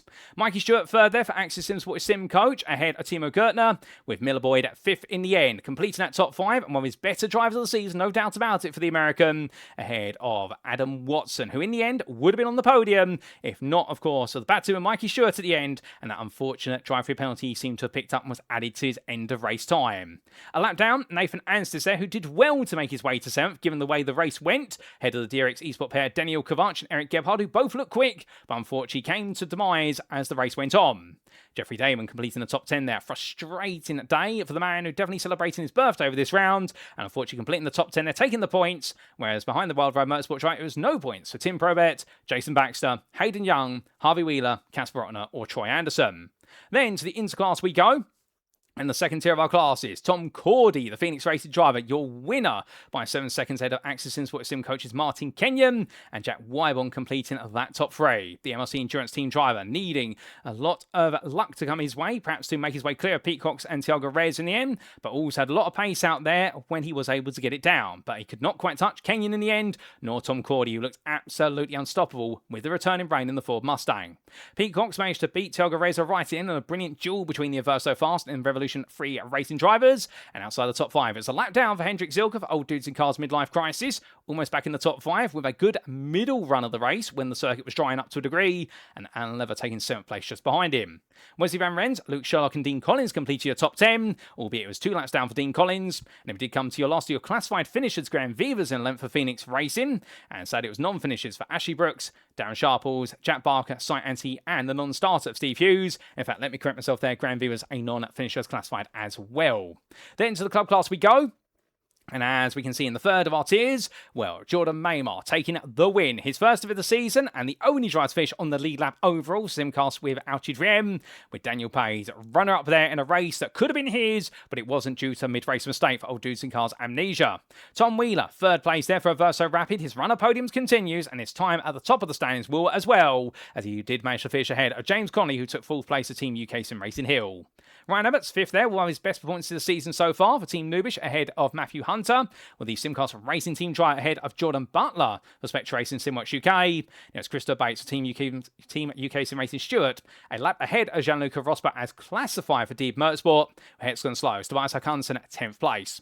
Then it was also 2 laps down for Stephen Park Hamilton, as it was for Jim Fox. 3 laps down there for Steve G, the last of your finishers on the road. Dale Pilcher classified as a finisher, despite finishing his race in the pit lane due to damage. And then we did see non-finishers for Ryan Clark and Harry Tuaminen with a Hexagon Slow driver, having a frustrating day in the office, no doubt about it. Well, that's a rundown of your results, ladies and gentlemen. And well, as we get ready to emerge away from the Hockenheimring, how does the standings stand after a grand total of 5 rounds racing? Well, let's give you a quick look. And as we can see, starting with the Pro Championship standings, Philipp Hammer now with 4 wins out of 5 rounds, 400 points to 318 of teammate Michael Schütze-Kerderback. And right now it is a 1-2 for pole promotion with ASR Esports. And can anybody stop Hammer from running away with this? Indeed, the team running away from the Teams Championship, as we'll see shortly. Well, Mikey Stewart would definitely like to, taking 2 back-to-back third places. And indeed, right now we've had 2 identical podiums for the last 2 rounds, but can the Axis Sim Coach driver find a way to break up the lead of the 2 drivers in front of him?